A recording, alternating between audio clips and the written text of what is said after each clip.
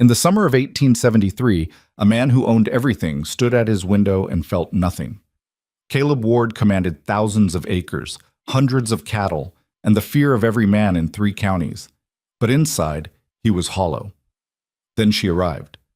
A woman with secrets darker than his own, carrying nothing but a worn bag and eyes that refused to meet his.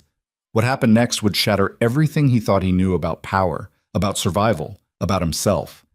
This is their story. Hit that like button and drop your city in the comments. I want to see how far this tale travels.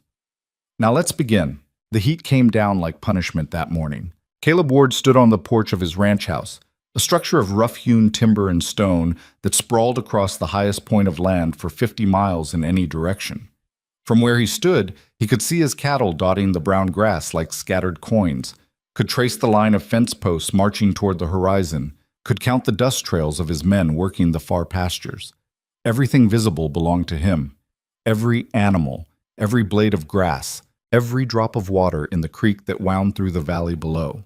He owned it all, and he felt like a dead man. The whiskey in his hand had gone warm. He'd been holding it since dawn, hadn't taken a sip. Couldn't remember pouring it, actually. That was happening more often lately, whole stretches of time passing like water through his fingers, leaving nothing behind but a vague awareness that hours had disappeared somewhere he couldn't follow. 42 years old. 15 years running this ranch. 10 years since Martha died, giving birth to a son who didn't draw a single breath. 10 years of silence so complete it had become its own kind of noise, a ringing in his ears that never stopped. He threw the whiskey into the dirt and watched it make a dark stain that would be gone in minutes under this sun. Boss? Caleb didn't turn. He recognized the voice. Tom Ridley, his foreman. Good man. Reliable. Been with him 8 years and still kept his distance, which Caleb appreciated. Most of the hands knew better than to approach unless necessary. Those who didn't learn quickly or didn't last long. What? Woman here looking for work. Caleb finally turned. Tom stood at the bottom of the porch steps, hat in his hands, squinting up against the glare. Behind him, near the gate, stood a figure Caleb could barely make out through the heat shimmer. We're not hiring. I told her that. She won't leave. Then make her leave. Tom shifted his weight, uncomfortable. She's been standing there since before sunrise, boss. No horse. Walked here, looks like. Carrying nothing but a bag. He paused. She's not asking for much. Says she can cook, clean, mend. Says she'll work for room and board. I said we're not hiring. I know what you said, but... Tom stopped, choosing his words. Something about her. Figured you should see for yourself before I send her off. Caleb stared at his foreman. In 8 years, Tom Ridley had never pushed back on a direct order. Not once. You going soft, Tom? No, sir. Then why are you still standing here? Tom met his eyes, which was another thing he rarely did. Because that woman walked through country that would kill most men. Walked it alone. And she's still standing there waiting, even though she knows the answer is probably no. That's not soft, boss. That's something else. Caleb felt a flicker of something that might have been curiosity, might have been irritation. Hard to tell the difference anymore.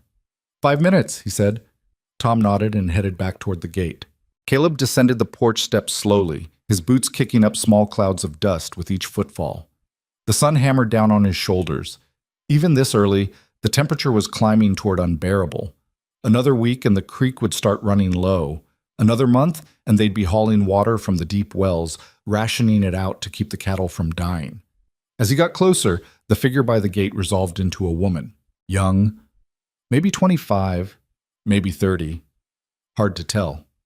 The sun aged people fast out here, carved lines around their eyes and mouths that made them look older than they were.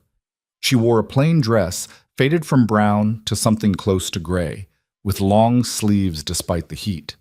Her hair was pulled back severe and tight, almost punishing. She held a canvas bag with both hands, clutching it against her stomach like it might try to escape. But it was her face that stopped him, not because she was beautiful, though she might have been once, under different circumstances. What stopped him was the absence in her eyes, that flat, distant look of someone who'd learned not to expect anything, not to hope for anything, not to feel anything that might hurt later.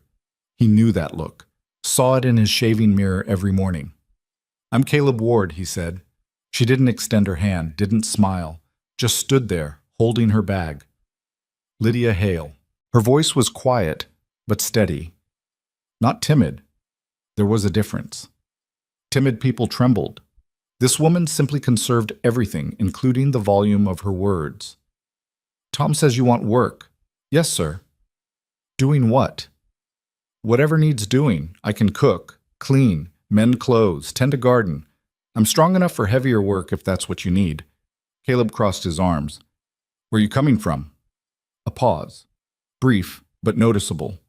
"East." "That's not specific." "No, sir, it isn't." He waited for her to elaborate. She didn't. Just stood there, meeting his eyes for exactly 1 second before dropping her gaze back to the ground at his feet. "You running from something?" "We're all running from something, Mr. Ward." It was the first thing she'd said that carried any weight, any personality, and it caught him off guard, the simple truth of it. "You have people? Family?" "No, sir." "References? Anyone can vouch for you?" "No, sir." "So you're asking me to hire a complete stranger with no references, no history, nothing but your word that you can do what you say you can do?" "Yes, sir."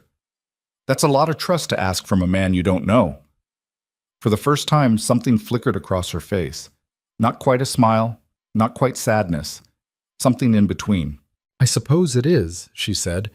"But you're the one with everything to lose. I've got nothing but this bag and the clothes I'm wearing. So really, who's taking the bigger risk here?" Caleb almost laughed. Almost. It had been so long since anything struck him as even remotely amusing that the impulse felt foreign, like a language he'd forgotten how to speak. "You always this forward?" "No, sir. Just honest when I need to be." He studied her for a long moment. The sun was fully up now, turning the world into a furnace. Sweat ran down his spine. The woman didn't move, didn't wipe the moisture from her forehead, didn't shift her weight or show any sign of discomfort. She just waited. Tom was right. There was something else here, something Caleb couldn't quite name. "You'll work for room and board," he said. "No pay for the first month. After that, we'll see. You'll have the small cabin behind the main house. Used to be the cook's quarters before he moved to town. It's got a bed, a stove, nothing fancy. You'll cook 3 meals a day for me and whatever hands are close enough to come in for food. You'll keep the main house clean. Laundry once a week. Garden if you can make anything grow in this heat. If you steal from me, I'll have the sheriff on you before sunset. If you cause problems with my men, you're gone. If you can't do the work, you're gone. Understood?" "Yes, sir." "When can you start?" "Now, if you'll have me." He nodded toward Tom. "Ridley will show you the cabin. Get settled. Dinner's at 6. Don't be late." He turned and walked back toward the house without waiting for her response. Behind him, he heard Tom's voice, low and instructive, leading her away. Inside, the house was cooler, but not by much. The thick walls held off the worst of the heat, but by afternoon the place would be like an oven. Caleb poured himself another whiskey, this time drinking it. The burn felt good, felt real, a reminder that he could still feel something, even if it was just pain. What the hell was he doing, hiring a woman he knew nothing about? Tom had been right. She could be running from the law, from a husband, from debts or crimes or any number of things that would bring trouble to his doorstep. The smart thing would have been to send her on her way, give her a canteen of water, and wish her luck. But he hadn't, because when she'd looked at him with those empty eyes, he'd seen himself. And maybe, somewhere in the ruined landscape of his heart, there was still enough human left to recognize another survivor when he saw one. Gick. The cabin Tom showed her to was exactly what Caleb had promised. Nothing fancy. 1 room with a narrow bed, a potbelly stove, a table with 2 chairs, and a window that looked out toward the main house. The walls were rough wood, the floor packed dirt covered with a few threadbare rugs. But it was clean, and it was hers. Lydia set her bag on the table and sat down on the bed. The ropes beneath the thin mattress creaked under her weight. For the first time in 6 days, she let herself stop moving. Her feet were bleeding inside her boots. She could feel the wetness, the sting. She'd wrapped them as best she could 2 days ago when the blisters burst. But that had been 2 days, and at least 40 miles ago. Tomorrow she'd need to tend to them properly or risk infection. Tomorrow.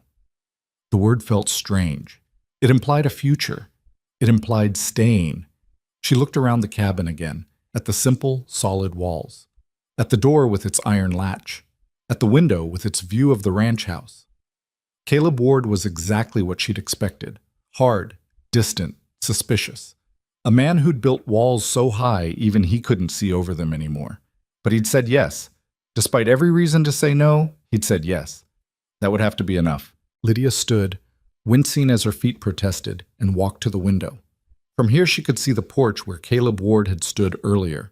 The space was empty now, but she'd seen the way he held himself, the way he moved, like a man carrying weight no one else could see, like a man who'd learned to function despite the pain, not because it had gone away. She understood that, better than he knew. The sun climbed higher. Heat pressed against the cabin walls. Somewhere in the distance, cattle lowed. A horse whinnied. Men's voices drifted on the hot wind, too far away to make out words. Lydia unpacked her bag. It didn't take long. She owned almost nothing. 2 dresses, both as worn as the one she was wearing. A comb with 3 broken teeth. A sewing kit. A small leather-bound book with nothing written inside. She'd bought it in a town she couldn't remember the name of, thinking she might write down her thoughts. But every time she opened it, the blank pages seemed to mock her. What was there to say? What was there to record that wouldn't just be an inventory of loss? She tucked the book under the mattress and changed out of her traveling dress into the slightly less worn one. Then she filled the basin from the pump outside and washed her face, her hands, her arms. The water was cold, pulled from deep underground. It felt like absolution. By the time she crossed the yard to the main house, it was nearly noon. The door was unlocked. She pushed it open and stepped inside. The house was bigger than it looked from outside, a sprawling collection of rooms that seemed to have been added over years without much planning.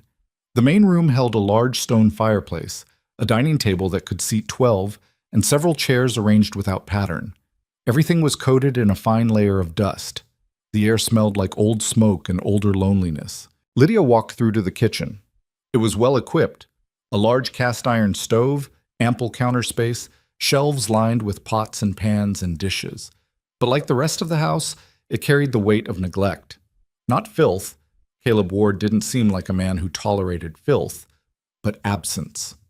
The absence of care, of attention, of anyone who gave a damn whether things were clean or dirty, organized or chaotic. She found an apron hanging on a hook and tied it around her waist. Then she got to work. Caleb came in at 6 exactly, as promised. He stopped in the doorway of the dining room, surprise crossing his face so quickly Lydia almost missed it. The table was set. Not elaborately, she hadn't found anything fancy enough for that, but properly. Plates, utensils, glasses. A bowl of stew sat steaming in the center, flanked by fresh biscuits and a pitcher of water. "You cooked," he said. "That's what you hired me for." He sat down slowly like he wasn't sure the chair would hold him. Lydia filled his plate, then stepped back. "Aren't you eating?" "I'll eat after, in the kitchen." "Sit down." It wasn't a request. Lydia hesitated, then pulled out the chair across from him and sat. He pushed the basket of biscuits toward her. "If you're cooking, you're eating at the table. I'm not running a servant's house." She took a biscuit. They ate in silence. The stew was good, better than good actually. Caleb hadn't realized how hungry he was until the first bite. Or maybe he had been hungry for weeks, months, and just hadn't cared enough to notice. "Where'd you learn to cook like this?" Lydia didn't look up from her plate. "Here and there?" "That's not an answer. It's the answer I have." He set down his spoon. "Miss Hale, I appreciate mystery as much as the next man. But if you're going to live here, work here, I need to know something about you. Anything." She was quiet for so long he thought she might not respond at all. Then, still not looking at him, she said, "I learned from my mother. She worked in a hotel kitchen back east. I helped her from the time I was tall enough to reach the stove. That's where I learned. Everything else I picked up as I went." "Your mother's still back east?" "She's dead." "I'm sorry." Lydia shrugged. "It was a long time ago." They finished the meal in silence. When Lydia started to clear the plates, Caleb stood. "Leave them. I'll help." "That's not—" "I said I'll help." They carried the dishes to the kitchen together. Lydia washed while Caleb dried, both of them moving in careful orbits around each other in the small space. When everything was clean and put away, Caleb hung the towel on its hook. "For breakfast at sunrise," he said. "Dinner at 6.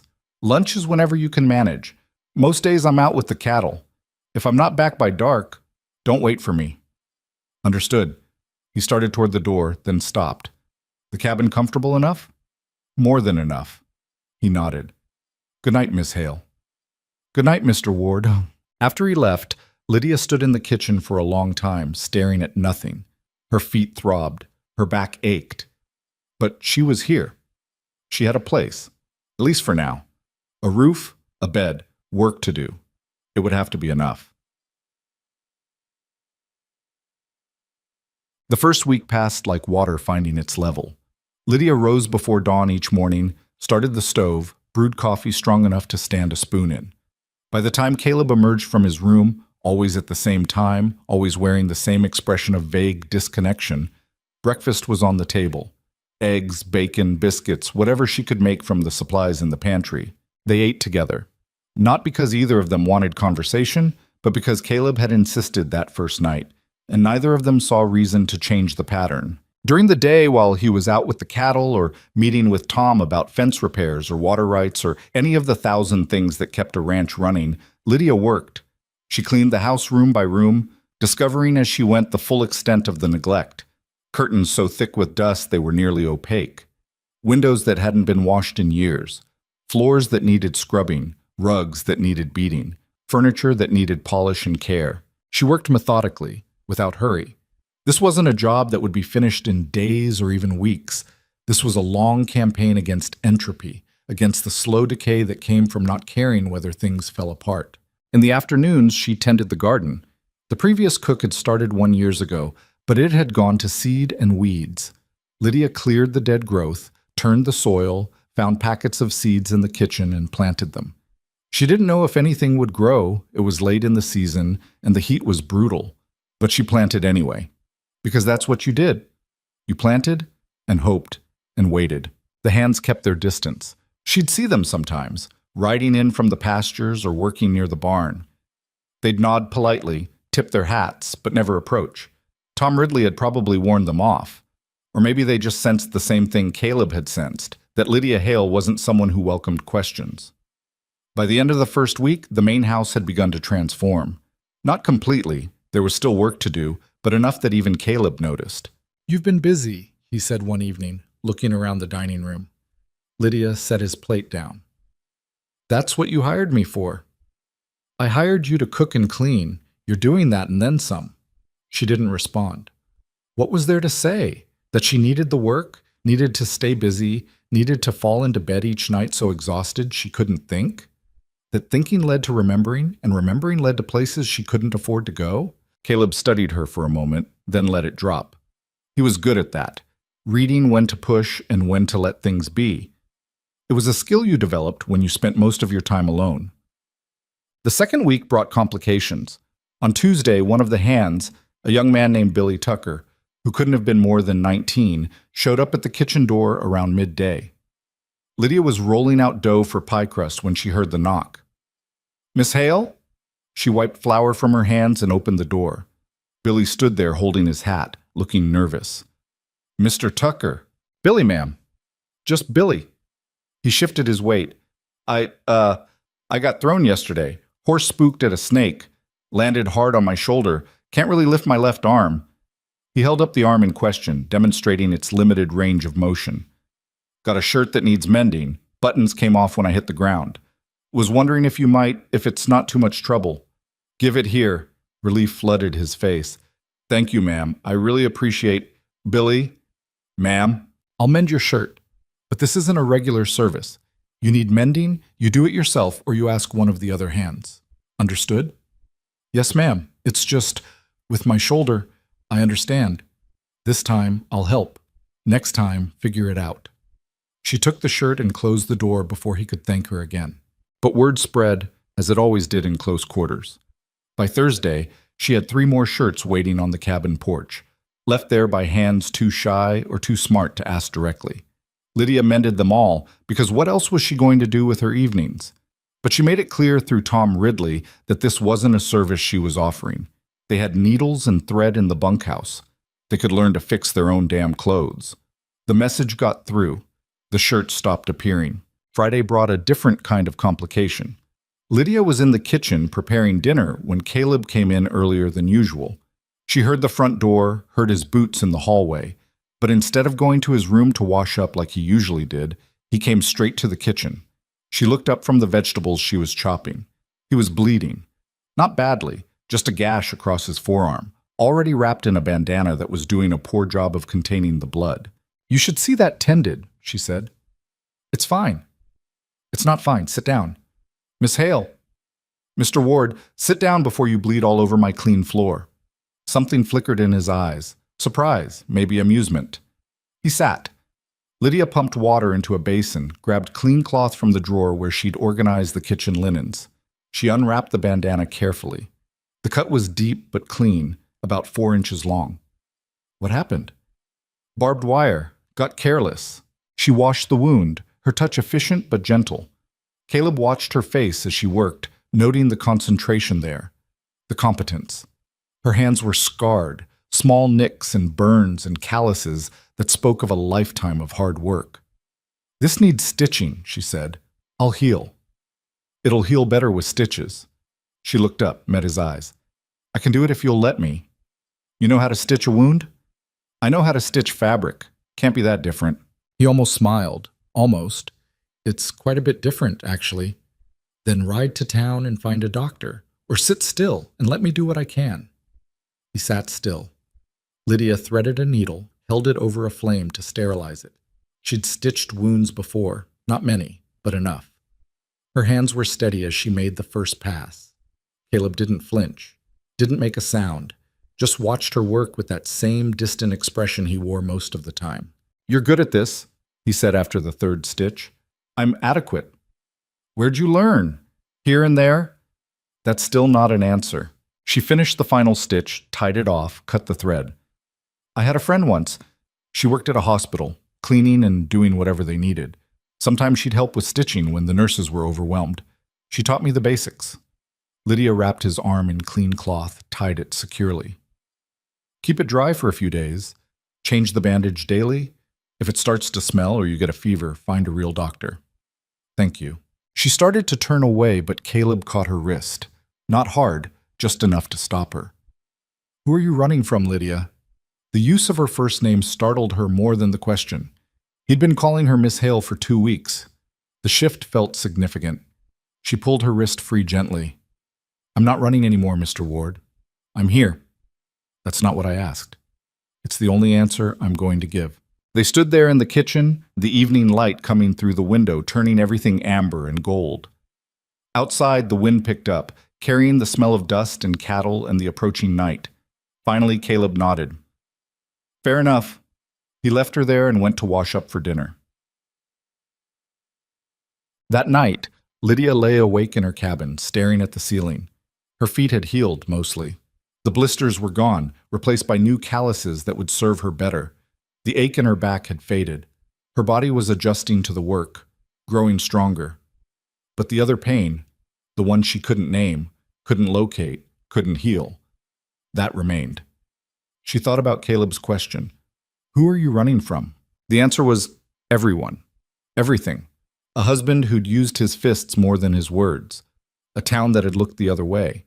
A law that didn't protect women who fought back, only punished them when they finally did. She'd killed him, not on purpose, but did that matter? He'd come home drunk, same as 100 times before. Started in on her, same as always.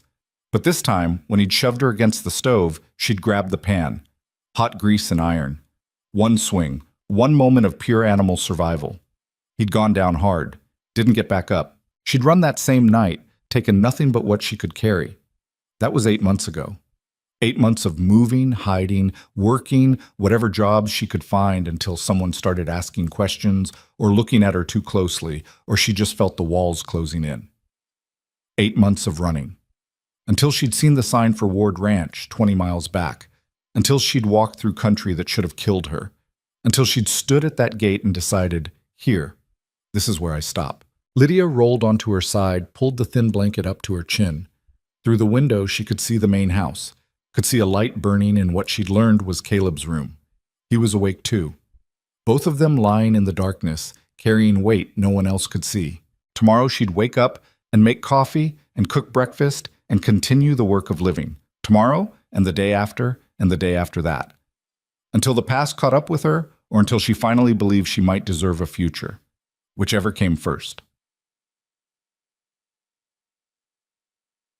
The third week brought rain.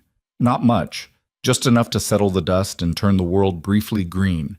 Lydia stood on the porch of her cabin and watched it fall, breathing in the smell of wet earth. Around her, the ranch came alive with new sound, water dripping from the roof, cattle moving toward the creek, men calling to each other with something close to joy. The garden responded overnight, tiny green shoots pushing through the soil. It was almost enough to make her believe in something. Not miracles. She'd stopped believing in those a long time ago. But maybe in the simple persistence of life. Plant a seed, give it water, and sometimes it grows. Sometimes that's all you can ask for. Caleb found her there on the third day of rain, standing in the garden with mud on her boots and her hair coming loose from its pins. "It's growing," he said. "Some of it. More than I expected this late in the season." She knelt and pulled a weed that was trying to choke out a tomato plant. "Things grow when you give them what they need." He was quiet for a moment, then, "Is that what you're doing here, Lydia? Growing?" She looked up at him. His face was different in the rain, softer somehow, less hard. Or maybe she was just starting to see past the walls. "I'm trying," she said. "Same as these plants, same as anyone." He nodded slowly. "For what it's worth, I'm glad you're here." It was the first personal thing he'd said to her, the first acknowledgement that she was more than hired help, more than just another set of hands. "Thank you," she said quietly. That night, Caleb came in from checking the fences soaked through. Lydia had hot coffee waiting, and towels, and a fire in the hearth even though it wasn't that cold.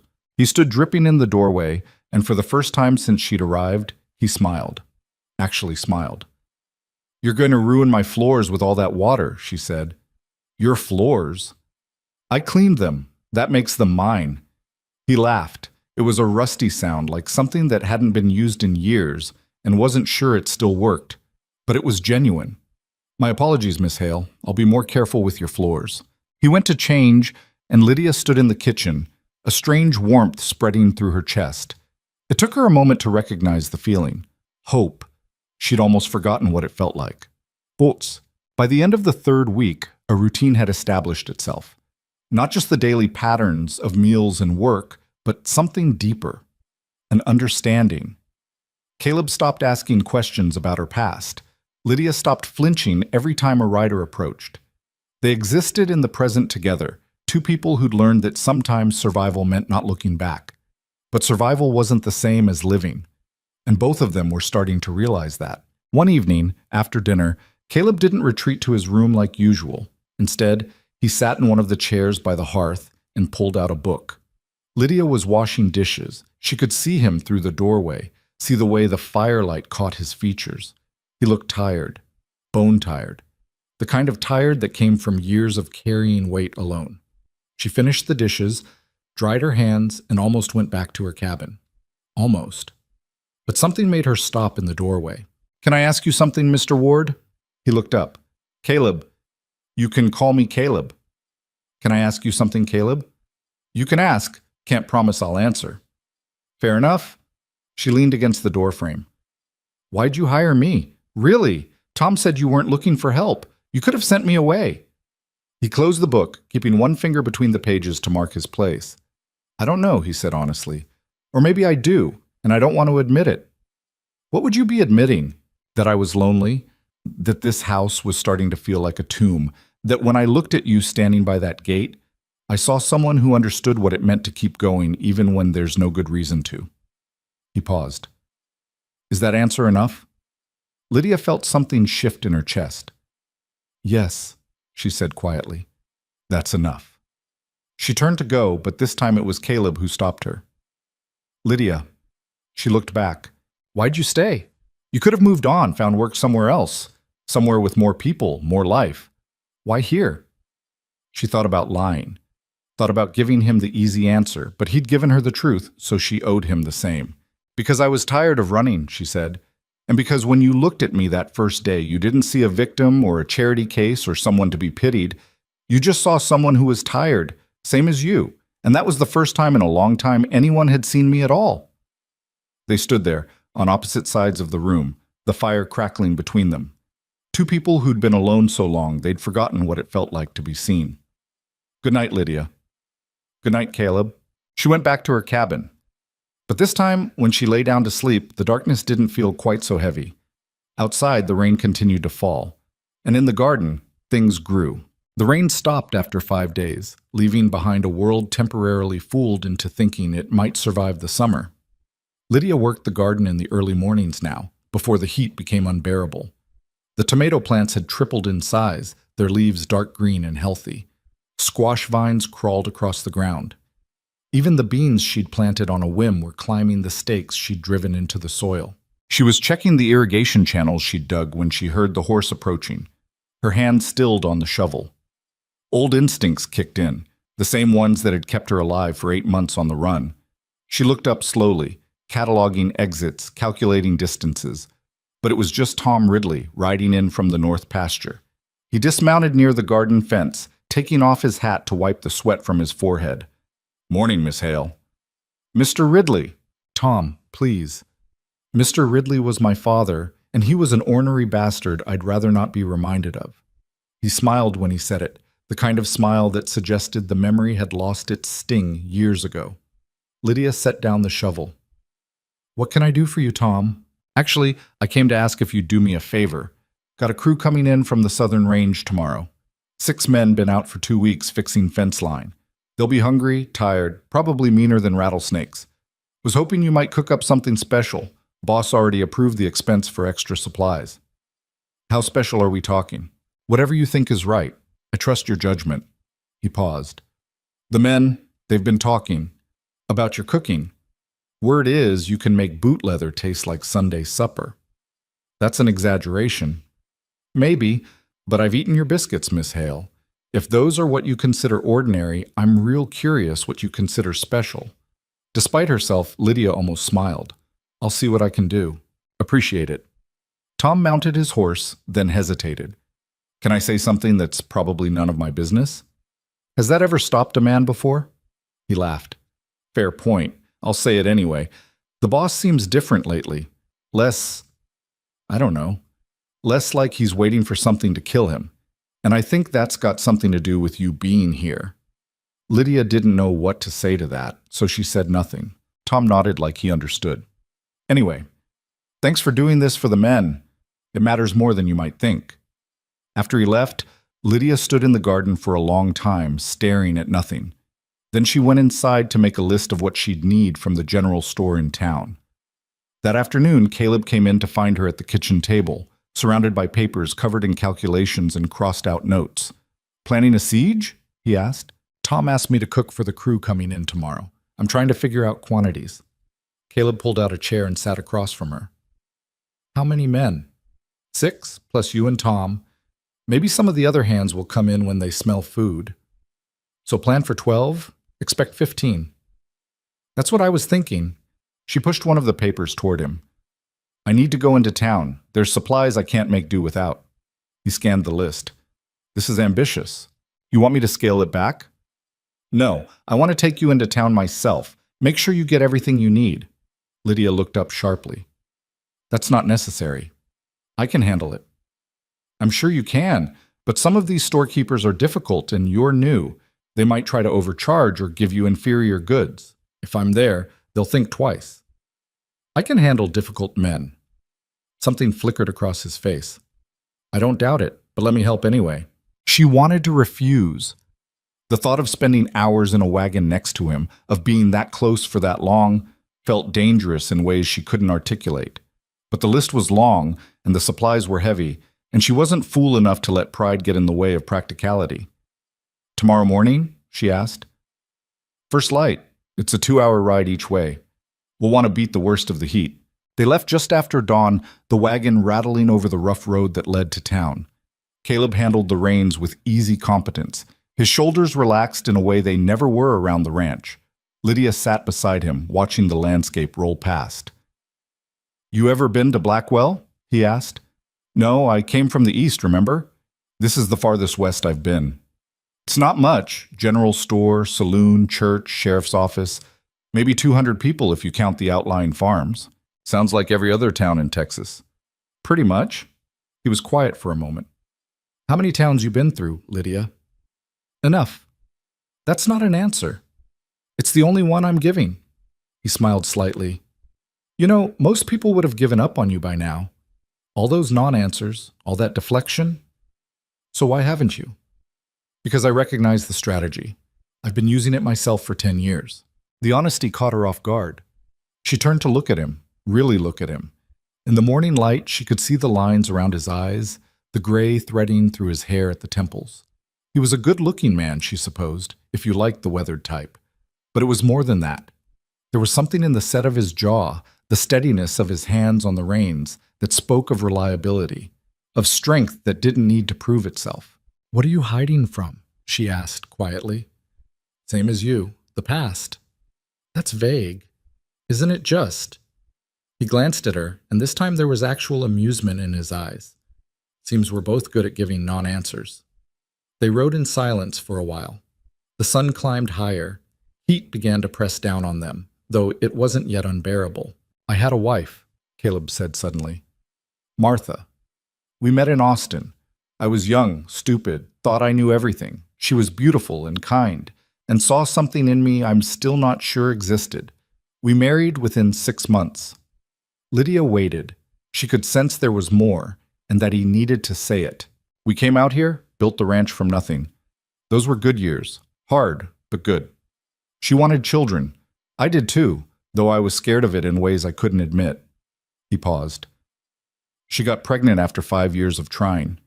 We were both so happy, terrified but happy." The silence stretched. Lydia could feel the weight of what was coming. Something went wrong during the birth. The doctor from town, he tried everything, but Martha, she... Caleb's voice roughened. "She died. And the baby, a son, he never even cried, never drew a single breath." "I'm sorry," Lydia said softly. "That was 10 years ago. I buried them both on the hill behind the house, under the oak tree. And I've been going through the motions ever since, just existing, not living, just persisting. Until now?" He looked at her. "Until now." The town appeared on the horizon, a cluster of buildings wavering in the heat shimmer. Caleb guided the wagon down the main street, such as it was, and stopped in front of the general store. Inside, the proprietor, a thin man with spectacles and suspicious eyes, looked up from his ledger. "Mr. Ward, wasn't expecting you today." "Need supplies, Henry. This is Miss Hale. She works at the ranch." Henry's gaze flicked to Lydia, cataloging her worn dress and work-rough hands. "Ma'am." Lydia handed him the list. He read it, his eyebrows climbing higher with each item. "This is quite a order. Can you fill it or not?" Caleb's voice was mild, but there was steel underneath. "Oh, I can fill it. Just gonna take some time to gather everything. We'll wait." While Henry bustled around the store, Lydia wandered the aisles. It had been months since she'd been in a proper general store.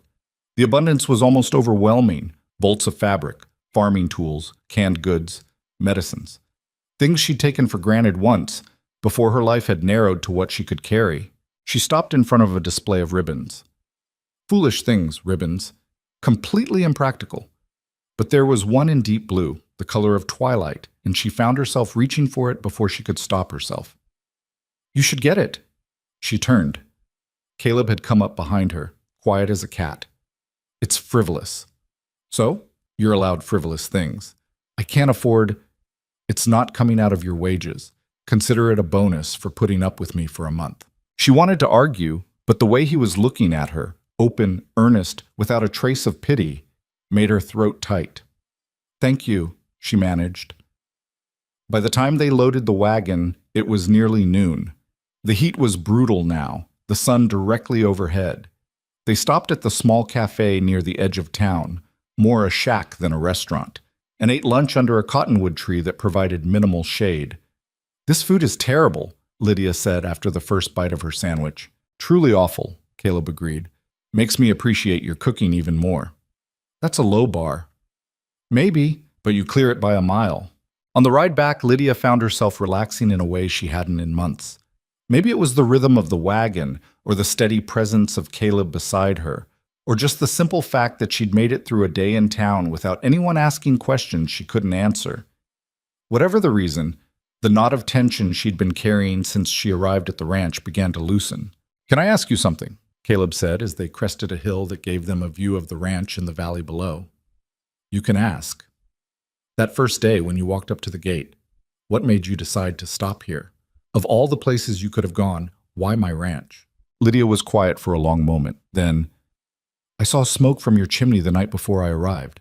It was late, almost midnight, and I was sleeping rough a few miles from here. I looked up and saw that smoke rising into the stars, and I thought, there's someone awake out there. Someone who can't sleep, same as me." She turned to look at him. "I thought maybe whoever lived there would understand what it meant to be tired. Really tired, down to the bone.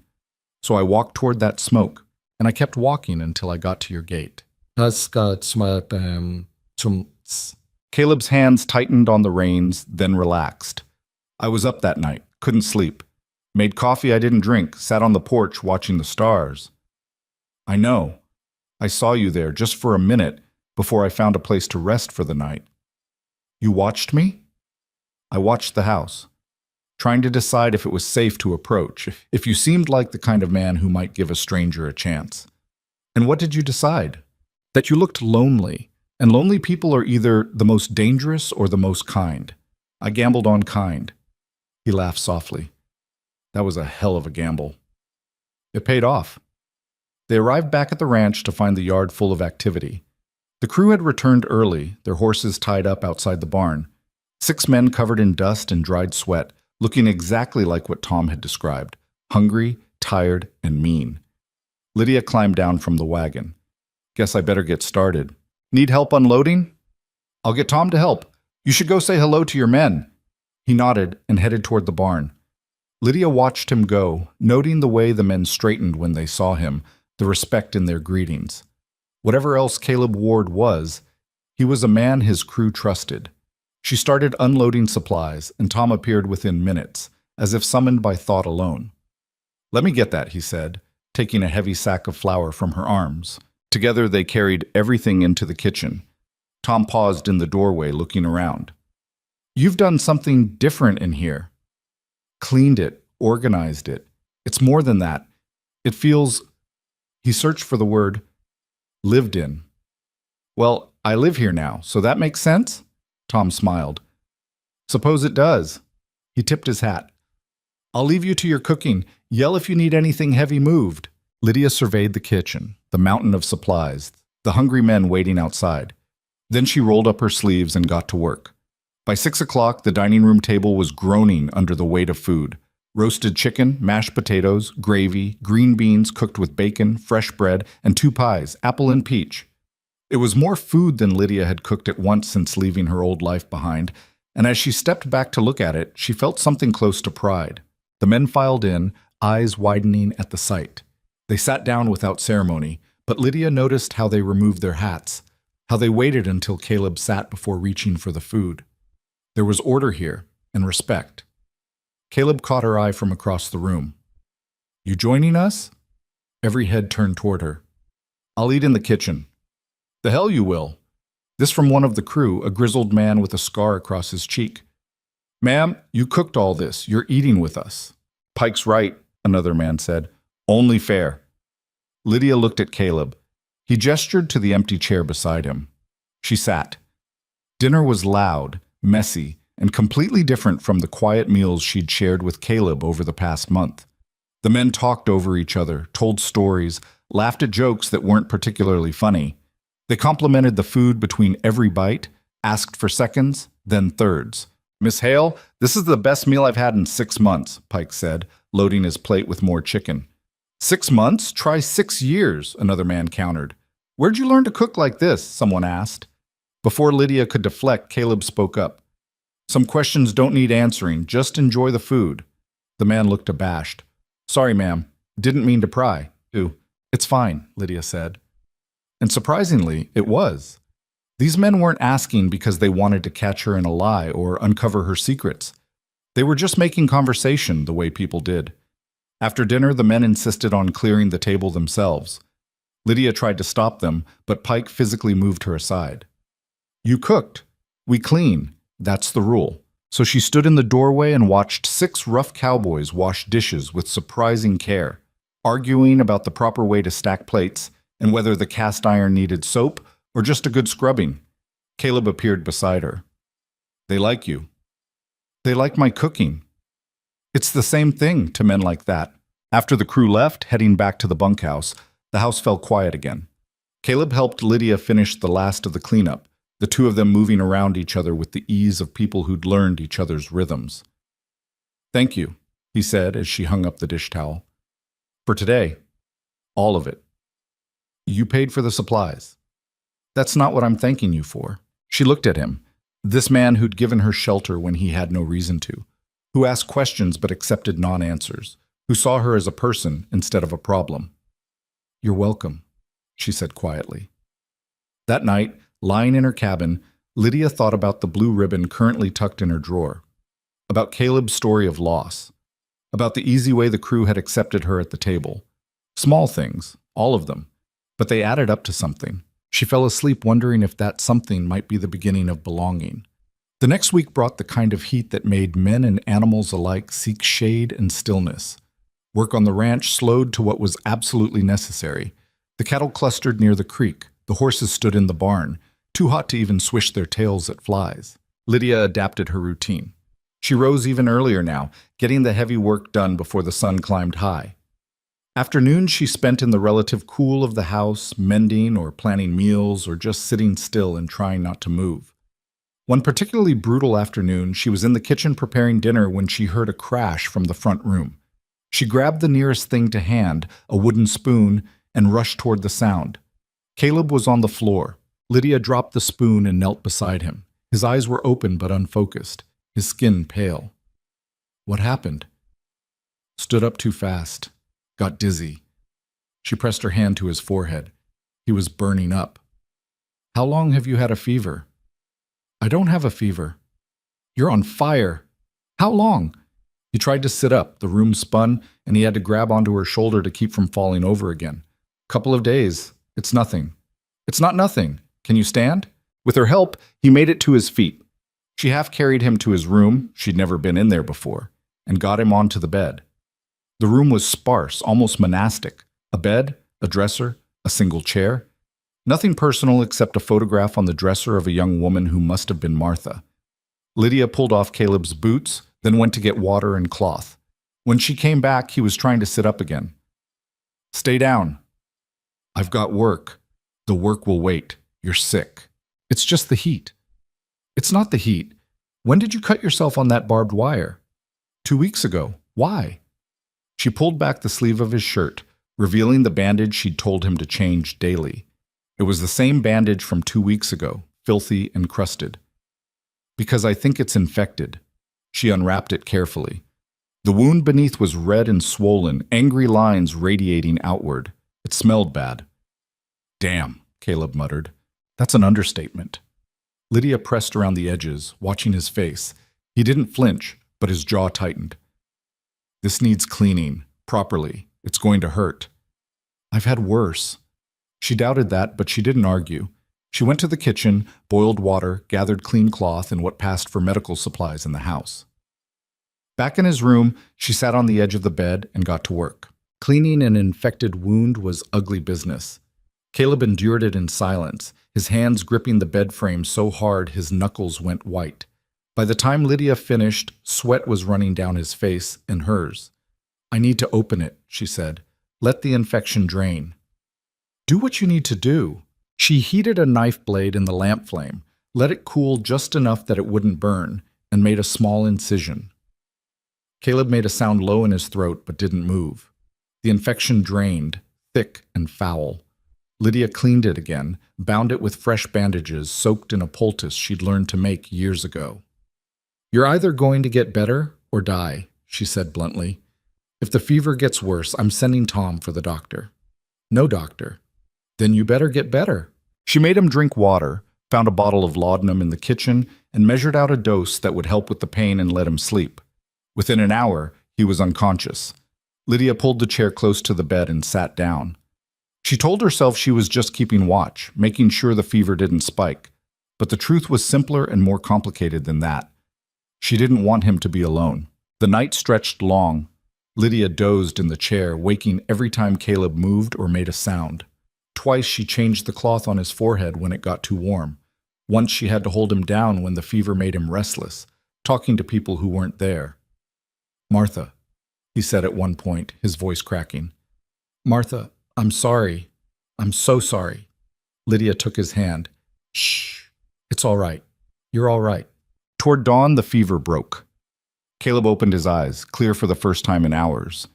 "Lydia?" "I'm here." He looked at her, really looked at her, taking in the chair she'd pulled close, the exhaustion on her face, the fact that she'd stayed. "You didn't have to do this. I know. Why did you?" She could have deflected, could have made it about duty or wages or simple human decency. But he'd given her honesty in the wagon, and she owed him the same. "Because the thought of you suffering alone made my chest hurt," she said quietly. "And I'm tired of people suffering alone." Something shifted in his expression. Before she could analyze it, he squeezed her hand. "Thank you. Get some sleep, real sleep this time." She tried to pull her hand away, but he held on. "Stay," he said. "Please." So she stayed, sitting in that uncomfortable chair as dawn light crept through the window, her hand in his, until he fell into genuine, healing sleep. When Tom came looking for Caleb that morning and found Lydia asleep in the chair beside his bed, he backed out quietly and told the men the boss was taking a sick day. It was the first sick day Caleb Ward had taken in 10 years, and the crew accepted it without question. Some things, they understood, were worth protecting. Caleb recovered slowly, fighting it the whole way. By the third day, he was insisting he could work. Lydia blocked the bedroom door with her body, arms crossed. "You're not going anywhere. I've got cattle to check, fences that need... Tom has it handled. He's been running this ranch for 8 years. He can manage another few days." "That's not the point." "Then what is the point?" Caleb sat on the edge of the bed, frustrated and pale. "The point is, I don't need to be coddled like an invalid. You had an infection that nearly killed you. You need rest. I've rested for 3 days. And you still look like death warmed over." She softened slightly. "Give it one more day, please." He looked up at her, and something in his expression shifted. "You're not going to budge on this, are you? Not even a little. You're a stubborn woman, Lydia Hale. You hired me knowing that." He almost smiled. "I suppose I did." She brought him meals in bed, which he hated. She changed his bandages twice a day, which he tolerated. And she sat with him in the evenings, reading aloud from the books she found in his study, which he pretended not to enjoy but clearly did. On the 4th day, she found him out of bed, dressed, standing at the window. "What are you doing?" "Looking at my ranch." "You should be lying down." "I've been lying down for 4 days. I'm done lying down." He turned to face her. "And before you argue, the fever's gone. The wound looks clean. I feel fine." "You feel fine because you've been resting." "Lydia." He said her name like a statement, not a question. "I appreciate what you've done, more than I can say. But I need to get back to work. Not because the ranch can't survive without me, Tom's proven it can, but because I need to feel useful again." She understood that. The need to be useful, to have purpose, to prove you still belonged in the world. So she stepped aside. "If you start feeling dizzy or the fever comes back, I'll tell you immediately." "You promise?" "I promise." He walked past her, close enough that his sleeve brushed her arm. At the doorway, he paused. "Lydia?" "Yes?" "That night, when you stayed, when I was half out of my mind with fever." He didn't look at her, kept his eyes on the hallway ahead. "I remember some of it. Not all, but some. You held my hand." She didn't know what to say to that. "I just wanted you to know. he continued quietly. That it helped. Knowing someone was there. Knowing you were there. Then he was gone, his boots echoing down the hallway, leaving her standing in the empty room with her heart doing something strange and unfamiliar in her chest. The rhythm of the ranch reasserted itself. Caleb went back to work, though Lydia noticed he took more breaks, drank more water, stopped pushing himself quite so hard. Tom shot her grateful looks when Caleb actually came in for lunch instead of working through it. But something had shifted between them. The careful distance they'd maintained for 6 weeks had collapsed during those fever-racked nights. Now they existed in a space that was closer, more dangerous. Caleb started joining her in the kitchen while she cooked, sitting at the table with paperwork or just watching her work. She should have told him to leave, that he was in the way. But she didn't. His presence had become something she looked forward to, and that terrified her. One evening, as she was rolling out dough for biscuits, he spoke without looking up from his ledger. "Tell me something true about yourself." Her hand stilled. "What?" "Something true. Doesn't have to be big, just something real." She resumed rolling, buying time. "Why?" "Because I've been thinking about how little we actually know about each other, how we've built this whole arrangement on absence, on not asking, not telling." He set down his pen. "And I'm tired of it. I want to know you, not your past if you're not ready to share that, but you, the person you are now." Lydia focused on the dough, on the familiar motion of the rolling pin. "I don't know if I can separate the two. The person I am now, she's built from everything that came before." "Then tell me about before." "It's not a good story." "I'm not asking for good. I'm asking for true." She cut biscuits from the dough, placing them carefully on the baking sheet. The silence stretched. Just when Caleb thought she wouldn't answer, she spoke. "I was married once, to a man named William Hale. We met when I was 18. He was charming, attentive, everything a young girl thinks she wants." She paused, gathering strength. "The charm lasted about 6 months. After that, he showed me who he really was." Caleb's hands clenched on the table, but he stayed quiet. "It started small. Criticism, comments about my cooking, my cleaning, the way I wore my hair. Then it got worse. He'd break things when he was angry, plates, chairs, anything within reach. And then—" She took a shaky breath. "Then he started breaking me instead." "Lydia, let me finish. Please, if I stop now, I won't start again." He nodded. "I tried to leave twice. The first time, he found me at the station, dragged me home in front of everyone. The sheriff told me marriage was sacred, that I needed to be more patient with my husband. The second time, I made it all the way to my cousin's house, 2 towns over. William showed up 3 days later with flowers and apologies and promises. My cousin believed him, sent me back." She slid the biscuits into the oven, her movements mechanical. "So I stopped trying to leave. I learned to be quiet, to be invisible, to not provoke him. I survived. That's all I did for 5 years, survived." "What changed?" Lydia turned to face him. Her eyes were dry but hard. "He came home drunk one night, meaner than usual, started in on me about dinner being cold. I said something back. I don't even remember what. Just some small thing. But it was enough."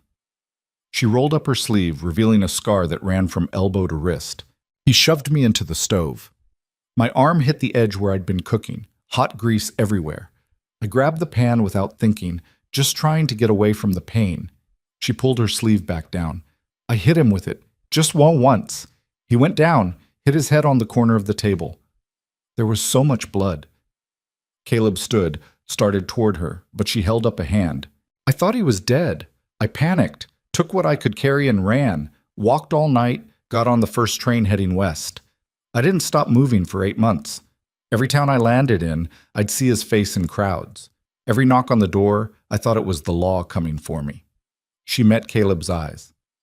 "So when you ask who I am now, the answer is, I'm a woman who might have killed her husband and who's been running ever since. That's the truth you wanted." The kitchen fell silent except for the ticking of the clock on the wall. Caleb stood frozen, his face unreadable. Lydia waited for him to tell her to leave, to get out of his house, to take her violence and her past somewhere else. Instead, he closed the distance between them and pulled her into his arms. She went rigid with shock. When was the last time someone had held her? When was the last time touch meant comfort instead of pain? I'm sorry, he said quietly, his voice rough. I'm sorry that happened to you. I'm sorry no one protected you. I'm sorry you had to protect yourself. Something broke inside her. She didn't cry. She'd forgotten how, but her body shook with the force of everything she'd been holding back. Caleb just held her, one hand in her hair, the other steady on her back, letting her fall apart in the safety of his arms. When the shaking finally stopped, she pulled back. He let her go immediately, giving her space. I should check the biscuits, she said, her voice rough.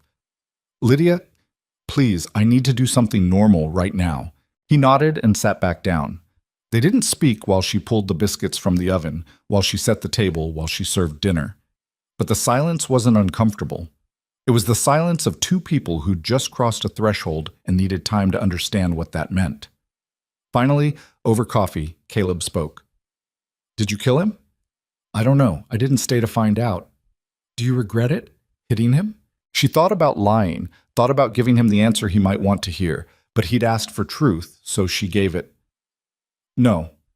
I regret that I didn't do it sooner. I regret all the times I took his fists without fighting back.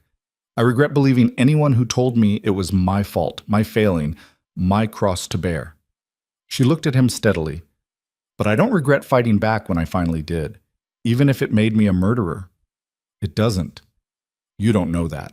Yes, I do. Defending yourself from someone who's trying to hurt you, that's not murder. That's survival. The law might not agree. Then the law is wrong. He reached across the table, palm up. An invitation, not a demand. You're not a murderer, Lydia. You're a survivor, and you're safe here. Whatever comes looking for you, law, husband, past, it goes through me first. She stared at his hand, at the calluses, the scars, the simple offer of support. Slowly, she placed her hand in his. Why are you doing this? Because you stayed with me when I was sick. Because you've brought life back to this house. Because when I look at you, I see someone who understands what it means to keep going when everything inside you wants to quit. He squeezed her hand gently. And because I care about you, more than I probably should. Her heart stuttered. Caleb, you don't have to say anything. I'm not asking for anything. I just needed you to know. They sat there, hands linked across the table, while the candles burned low and the night pressed against the windows. Two broken people who'd found each other in the wilderness and decided, against all reason, that maybe breaking together was better than being whole alone. The next morning, Lydia woke to find a letter had been slid under her cabin door. She picked it up with trembling hands. No name on the envelope, no postmark, just her handwriting on cheap paper. Inside was a single sentence. We need to talk. Tonight. The fence line at sunset. Come alone. It wasn't signed, but it didn't need to be. She recognized the handwriting. William. Her husband was here. The day passed in a fog. Lydia went through the motions, cooking breakfast, cleaning, preparing lunch, but her mind was miles away. How had he found her? How long had he been here? What did he want? Caleb noticed something was wrong at breakfast. You all right? Fine, just tired. You sure? She forced a smile. I'm sure. He didn't look convinced, but he didn't push. After he left for the north pasture, Lydia stood in the kitchen and tried to think. She could run. Pack her bag, slip away while everyone was working. But where would she go? She'd been running for 8 months, and William had still found her. There was nowhere far enough. She could tell Caleb, but what would she say? That her possibly dead husband was actually alive and wanted to meet? That everything she'd told him last night was true, except for the one thing that mattered most, whether she'd actually killed the man she'd been running from, or she could go to the fence line at sunset and face whatever was coming. The afternoon dragged. Lydia prepared dinner mechanically, her hands knowing the work even while her mind spun in circles. At 5:30, she left the food warming on the stove and walked out. The fence line was a 20-minute walk from the main house, far enough to be private. The sun was sinking toward the horizon, painting everything gold and amber. Under other circumstances, it might have been beautiful. She saw him before he saw her. William Hale, standing by the fence, hat in his hands. He looked thinner than she remembered, older. There was a scar on his temple that hadn't been there before, probably from where he'd hit the table. He turned at the sound of her footsteps. Lydia. She stopped 10 feet away, keeping distance between them. William, you look good, healthy. What do you want? He smiled, but it didn't reach his eyes. Is that any way to greet your husband? You're not my husband. Not anymore. The law says different. We're married until death or divorce, and I'm not dead. Despite your best efforts. So he knew. Of course he knew. How did you find me? I'm a patient man. I followed your trail. Talked to people in every town you passed through. It took time, but I got here eventually. He took a step closer. She took a step back. I just want to talk, Lydia. That's all. So talk. Come back with me. Come home. We can start over. Do things different this time. She almost laughed. You think I would ever go back to you? You're my wife. I was your victim. There's a difference. His expression hardened. You tried to kill me. I defended myself from a man who'd been beating me for 5 years. If you're too stupid to see the difference, that's your failing, not mine. Careful, Lydia. I could go to the sheriff right now. Tell him everything. You'd hang for what you did. Then why haven't you? The question seemed to catch him off guard. He looked away, jaw working. Because despite everything, I still care about you. Because I'm willing to forgive what you did if you come back. Forgive me? The words came out sharp as broken glass. You think I need your forgiveness? For defending myself? For surviving you? You're being unreasonable. No. For the first time in 6 years, I'm being perfectly reasonable. She took a step toward him, and he actually flinched. Good. You want to go to the sheriff? Go. Tell him everything. Tell him how you beat me, how you terrorized me, how you made my life hell. Tell him I fought back. Tell him I ran, and we'll see who the law believes. They'll believe me. I'm a man with property, with standing in the community. You're just... Just what? Just a woman? Just a wife? Just someone who doesn't matter? She was close enough now to see the fear in his eyes. Maybe you're right. Maybe they will believe you. But I'm not running anymore, William. I'm done running. So either go to the law or get off this ranch. But either way, we're finished. You can't talk to me like that. I just did. He lunged for her. She'd been expecting it. Had been expecting it since she saw him by the fence. She sidestepped, and he stumbled past her. Don't touch me. Don't ever touch me again. He turned, rage contorting his features into something ugly. You think you're safe here? You think this rancher you're working for will protect you when he finds out what you are? He knows what I am, and he's worth 10 of you. William's eyes narrowed. You're sleeping with him. That's none of your business. So you are. My wife, whoring herself to some frontier nobody? The gunshot cut through the air like thunder. Both of them froze. Lydia turned to see Caleb standing 30 feet away, rifle pointed at the sky. Tom Ridley was beside him, along with 3 other ranch hands. Caleb lowered the rifle, his face carved from stone. You need to leave. Now. William straightened, trying to recover his composure. This is between me and my wife. Your wife just told you to leave. I'm telling you the same thing, with less patience. Caleb worked the rifle's action, chambering another round. You've got until I count to 10. You can't. 1. This is legal harassment. 2. William looked at Lydia, something desperate in his eyes. Please, Lydia, just talk to me. 3. We can work this out. 4. Lydia walked past William without looking at him, heading straight for Caleb. She didn't run, didn't hurry, just walked, her head high, her shoulders back. 5. You'll regret this, William called after her. Both of you. 6. Tom Ridley stepped forward, hand on his pistol. I'd start walking if I were you, friend. 7. William finally moved, backing away, his eyes darting between the armed men. This isn't over. 8. I mean it, Lydia, this isn't... 9.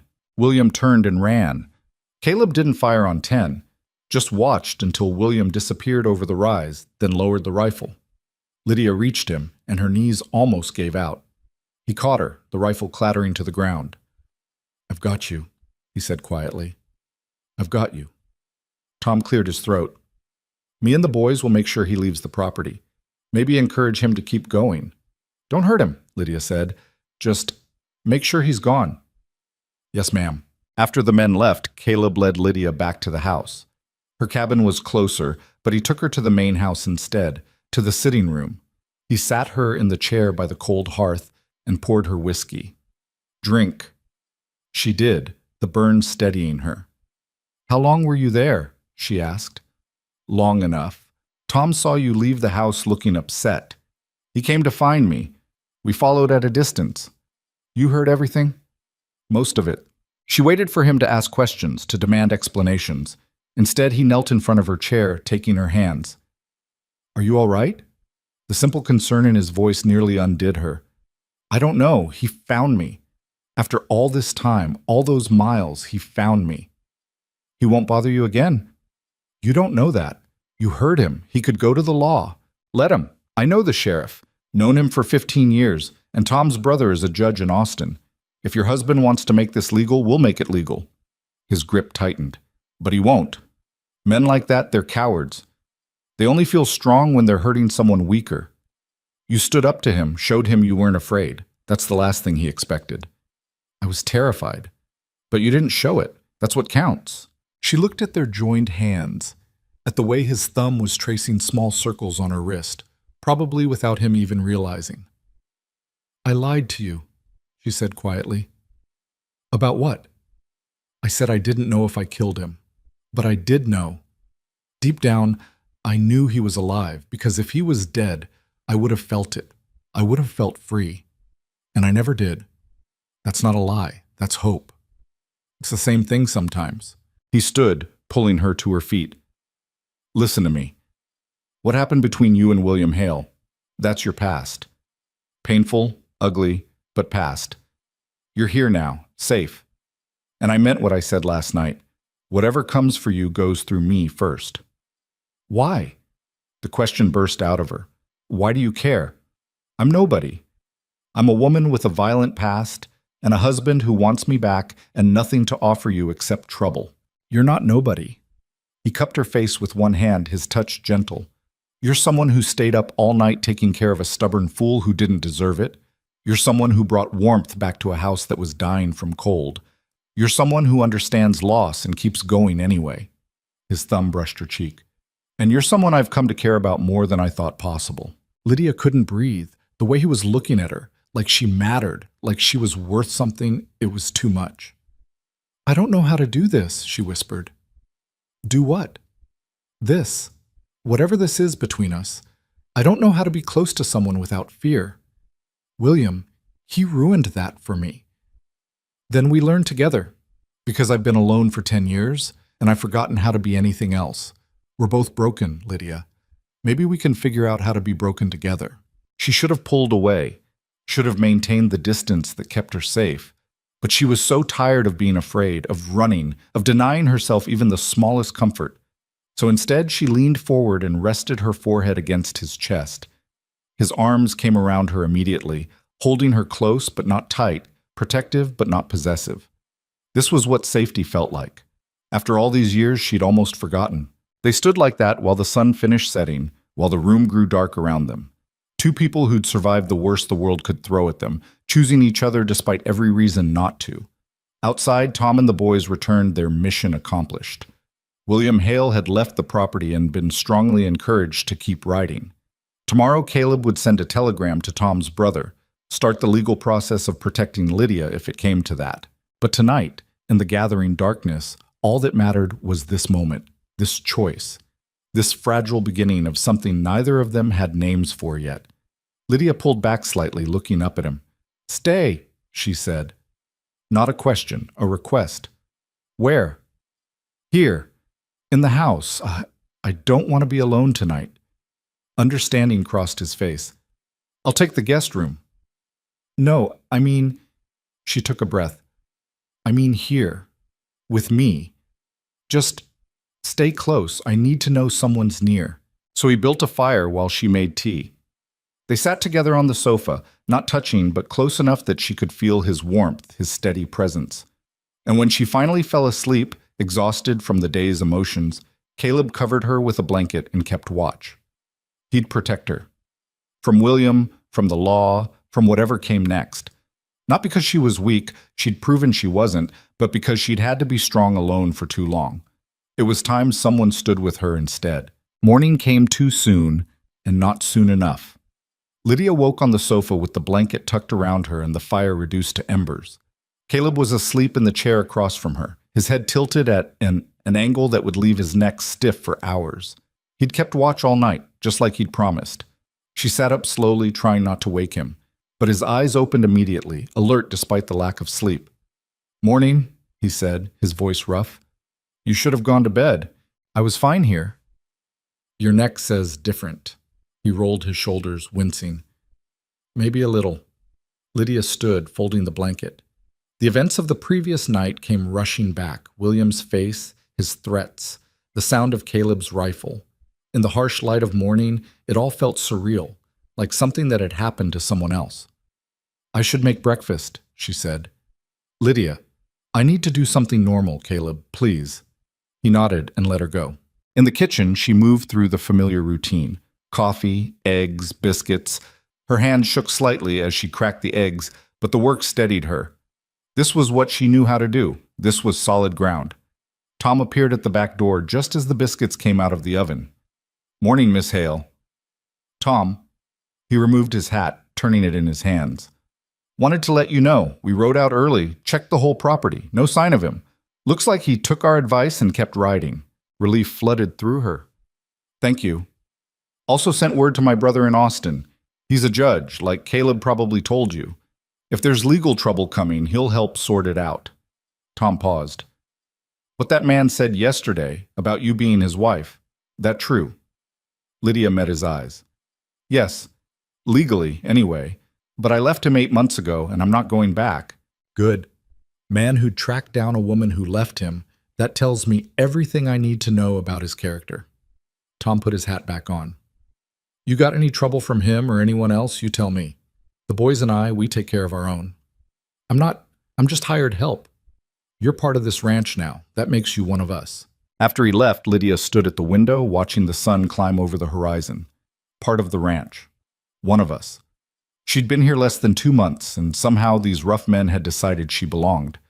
Caleb came in as she was setting the table. "Tom talked to you?" "Yes, he's a good man. Best foreman I've ever had." Caleb sat down, studying her. "How are you really?" "I don't know yet. Ask me tomorrow." They ate in silence, both of them exhausted. When Lydia started to clear the dishes, Caleb stopped her. "Leave them. You barely slept. Go rest." "I can't. If I stop moving, I'll think too much." "Then let's not stop moving." He stood. "Come with me." "Where?" "You'll see." He led her out of the house, past the barn, up the hill behind the property. It was a steep climb in the morning heat, and by the time they reached the top, Lydia was breathing hard. At the summit stood a large oak tree, its branches spreading wide. Beneath it were 2 graves, marked with simple wooden crosses. The names had been carved by hand: Martha Ward and Baby Ward. Lydia stopped, suddenly understanding. "I come here sometimes," Caleb said quietly, "when the weight gets too heavy. I sit under this tree and talk to them, tell them about the ranch, about the cattle, about nothing and everything." He looked at her. "It helps. Saying things out loud to people who can't answer back. No judgment, no advice, just listening." "What do you tell them?" "The truth. That I'm sorry I couldn't save them. That I miss them. That I'm trying to figure out how to live in a world that doesn't have them in it." He gestured to the shade beneath the tree. "Sit with me?" They sat with their backs against the trunk, looking out over the ranch spread below. From here you could see everything: the house, the barn, the creek winding through the valley, the cattle dotting the pastures. "It's beautiful," Lydia said. "It is. Martha loved this spot. Said when she died, she wanted to be buried here, where she could see everything she loved." His voice caught. "I didn't know I'd be putting her here so soon." Lydia reached for his hand. He took it, his grip tight. "I told her about you," he said. "Last night, after you fell asleep.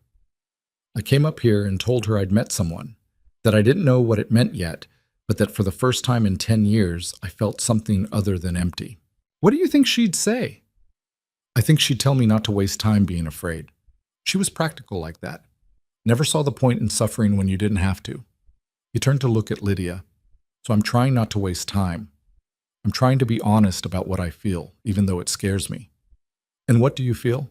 That you walking up to my gate was the best thing that's happened to me in a decade. That watching you bring life back to that house has been like watching the sun come out after years of winter. That I want you to stay, not as hired help, but as... He trailed off. I don't know what to call it, but something more. Lydia's throat tightened. I don't know how to be what you need. I'm damaged, Caleb. What William did to me, it broke something inside. I don't know if it can be fixed. I'm not asking you to be fixed. I'm asking you to stay broken with me. We can figure out the rest as we go. What if I can't give you what you want? What if I can never be comfortable with intimacy, with closeness? Then we'll find a way to live with that. There's more than one way to be close to someone. He squeezed her hand. I'm not William, Lydia. I won't demand things from you, won't force anything. We move at whatever pace you can handle, even if that pace is standing still. She looked at him, this man who'd shown her nothing but patience, nothing but kindness, who'd protected her without making her feel weak, who'd offered her safety without strings attached. I want to try, she said quietly. I want to try to be brave enough for this. You're already the bravest person I know. They sat under that tree for hours, talking about everything and nothing. Caleb told her stories about building the ranch, about the early years with Martha, about dreams he'd had and dreams he'd buried. Lydia told him about her mother, about learning to cook in that hotel kitchen, about the small joys she'd found in towns along her journey west. The past was still there, heavy and undeniable. But up on that hill, in the shade of the oak tree, it felt a little less crushing. When they finally walked back down, the sun was past noon. Tom met them at the barn, looking worried. Boss, we got a problem. Caleb's expression shifted immediately. What kind of problem? Fence cut on the western boundary. Looks deliberate, and about 20 head of cattle missing. Caleb swore under his breath. When?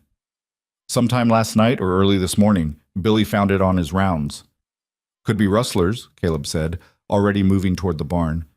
Or it could be a message. Lydia's blood went cold. You think William did this? I don't know, but the timing's suspicious. He turned to Tom. Get the men together. I want every inch of that western boundary checked. And someone rides to town, alerts the sheriff. On it. Caleb looked at Lydia. Stay in the house. Keep the doors locked.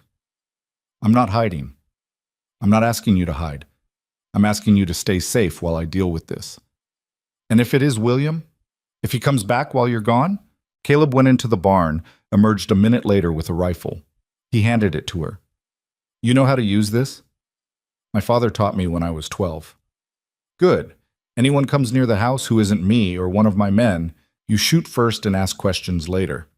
She took the rifle, its weight familiar in her hands. Be careful. Always am. He rode out with Tom and 4 other hands, leaving Lydia standing in the yard with a loaded rifle and a growing sense of dread. Inside the house, she tried to keep busy. She cleaned what didn't need cleaning, cooked food no one would eat, paced from window to window, watching for movement. The rifle stayed within arm's reach. Hours passed. The sun moved across the sky. Still no word from Caleb. Lydia was in the kitchen when she heard the horse. She grabbed the rifle, moving to the window. A single rider approaching, but not from the direction Caleb had gone. Her heart hammered as she recognized the figure. William. He dismounted in front of the house, alone. Lydia moved to the front door, rifle raised. That's close enough, she called through the door. I just want to talk. We talked yesterday. You got your answer. Please, Lydia, just hear me out. I'm listening. From here. William took off his hat, and in the afternoon light, Lydia could see how much he'd changed. The man she'd left was confident, cruel, sure of his power. This man looked diminished somehow, unsure. I know what you think of me, he said, and you're right to think it. What I did to you, there's no excuse for it, no justification. So why are you here? Because I need you to know I'm sorry, really sorry. I've spent 8 months thinking about what I did, what I became, and I hate myself for it. That's not my problem. I know it's not. But I had to say it. I had to tell you that you were right to leave, right to fight back, right to run. He turned his hat in his hands. And I had to tell you that I'm not going to the law. I'm not going to cause you any more trouble. Why should I believe you? Because I've got nothing left to gain by hurting you. You've made it clear you're not coming back. Your rancher made it clear I'm not welcome here. And honestly, he looked up at her. I'm tired, Lydia. I'm tired of being angry, tired of chasing something I can't have, tired of being the man I became. Lydia kept the rifle raised. Did you cut the fence? Steal the cattle? What? No, I don't know anything about that. The timing seems convenient. I swear to you, I had nothing to do with it. I'm leaving, Lydia, tonight. I just wanted to say goodbye first. To tell you I'm sorry, and that I hope you find happiness here. You deserve it. She wanted to believe him, wanted to think people could change, could recognize their mistakes, and become better. But she'd learned the hard way that wanting something didn't make it true. If I ever see you again, she said, I won't hesitate. You understand? I will shoot you. I understand. He mounted his horse, settling his hat back on his head. For what it's worth, he said, he's a good man, your rancher. Better than I ever was. You picked right this time. Then he rode away, disappearing into the late afternoon light. Lydia stood there long after he was gone, the rifle heavy in her hands, trying to decide if she'd just witnessed genuine remorse or an elaborate performance. She was still trying to decide when Caleb returned an hour later. He saw the rifle first, then her face. What happened? She told him everything. When she finished, Caleb was quiet for a long moment. You believe him? I don't know, maybe. Does it matter? It matters if he's still a threat. I told him if I saw him again, I'd shoot him. I think he believed me. Caleb almost smiled. I believe you too. He took the rifle from her, setting it aside. We found the cattle. They'd just wandered through the cut fence, got into a ravine about 2 miles west. Wasn't rustlers, just opportunistic cows and poor fence maintenance. Relief washed through her. So it wasn't related to William. Just bad timing and my own negligence for not checking that fence sooner. They stood in the kitchen, the crisis over, both of them exhausted. Caleb reached out, tucking a strand of hair behind her ear. You did good today. Staying calm, handling things. I was terrified. Brave and terrified usually go together. She leaned into his touch, letting herself have this small comfort. What happens now?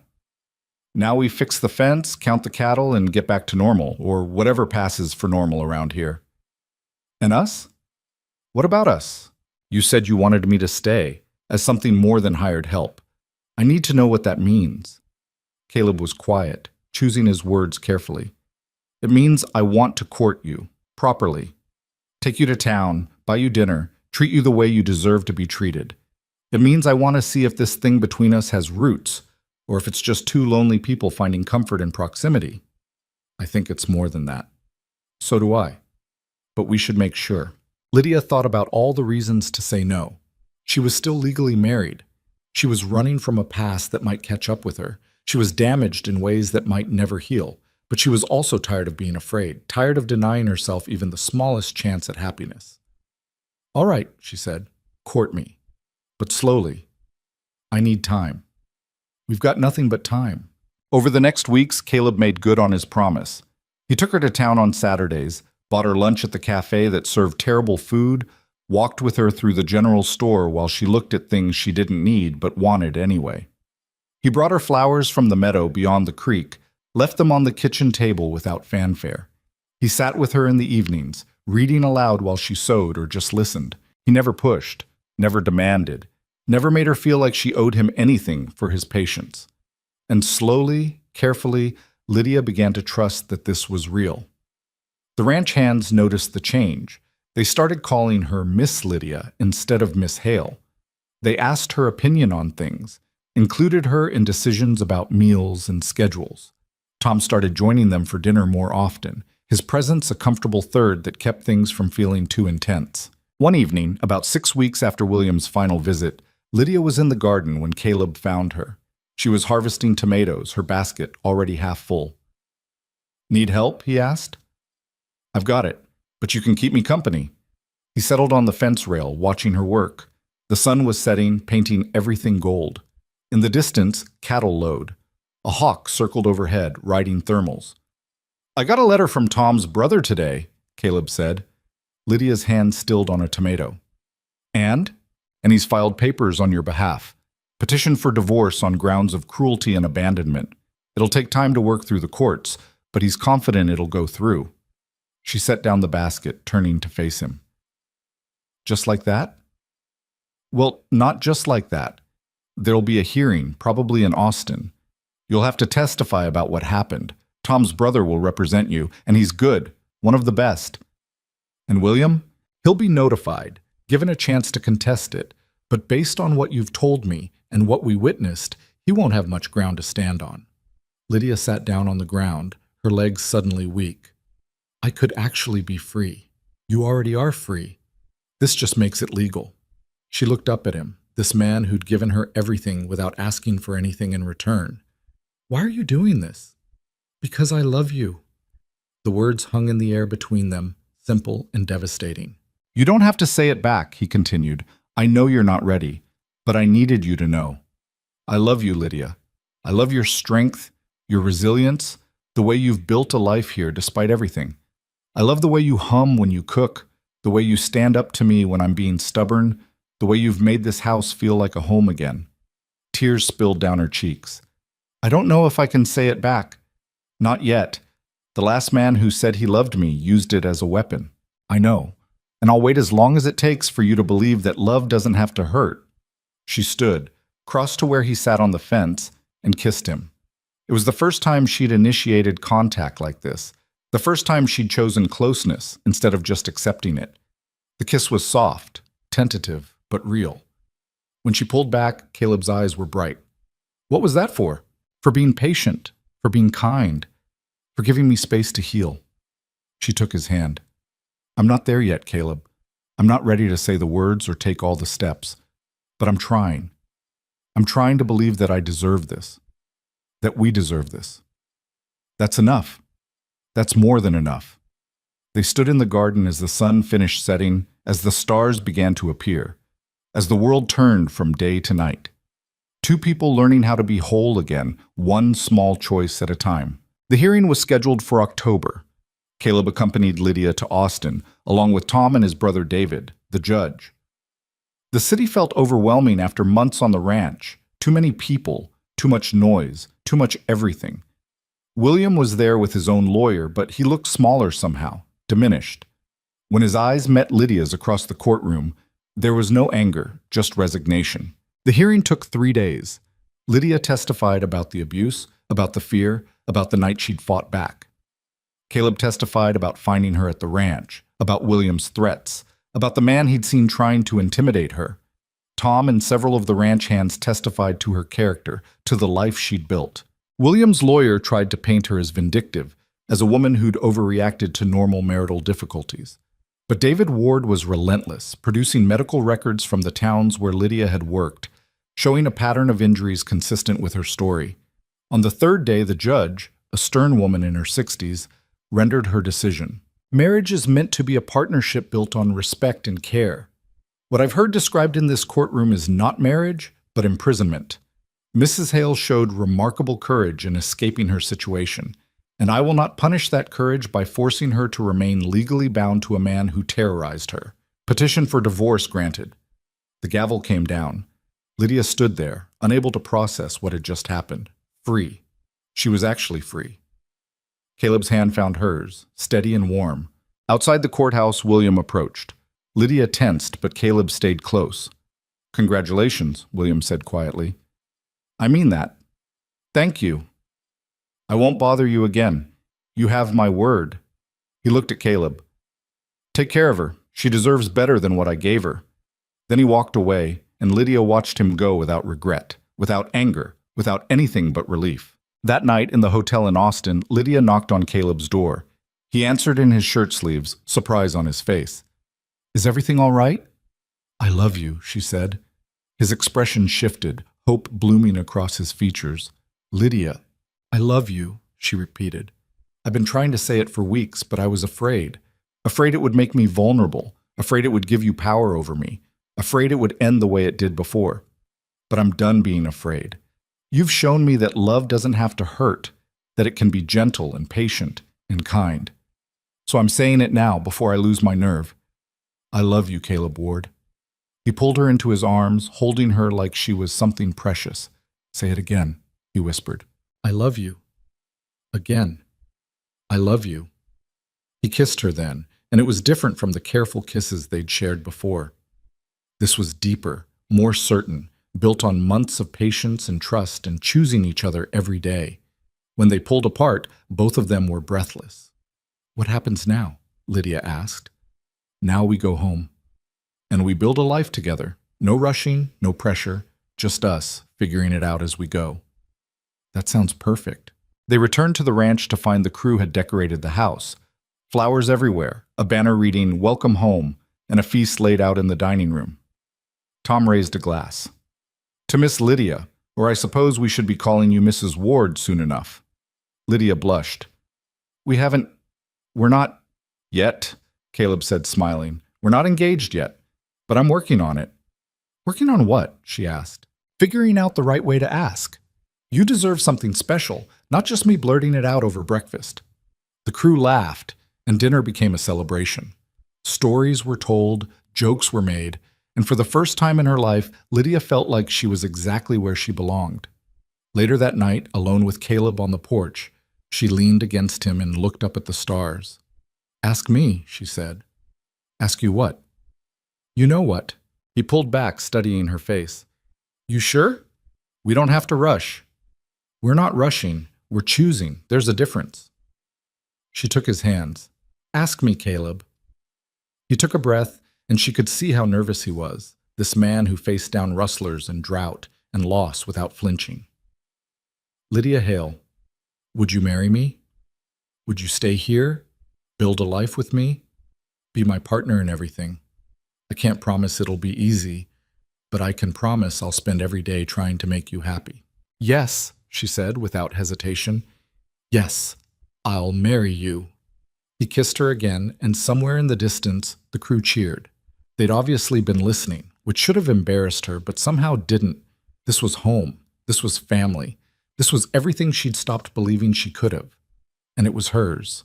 They were married in November, on a clear day when the sky stretched endless and blue. The ceremony was small, just Tom and the crew, David Ward, who'd come from Austin, and a few neighbors from town. The local minister performed the service under the oak tree on the hill, where Martha and her son rested in the shade. Some might have thought it strange getting married beside another woman's grave. But Lydia understood. This wasn't about erasing the past. It was about honoring it while building something new. She wore a simple dress she'd made herself, cream-colored with lace at the collar. Caleb wore his best suit, the one he'd bought for Martha's funeral and hadn't touched since. His hand shook when he slipped the ring on her finger. "I never thought I'd do this again," he whispered, so only she could hear. "Neither did I," she whispered back. "But here we are." Tom cried during the vows, which embarrassed him terribly. Pike slapped him on the back afterward and told him he was getting soft. The whole crew had pitched in for a gift, a new stove for the kitchen, the kind Lydia had mentioned wanting once in passing months ago. She cried when she saw it, overwhelmed by the simple fact that these rough men had listened, had cared, had wanted to give her something that mattered. The celebration lasted into the night. Someone produced a fiddle. Dancing happened in the yard, messy and joyful and completely uncoordinated. Lydia danced with Caleb, with Tom, with every member of the crew until her feet hurt and she couldn't stop laughing.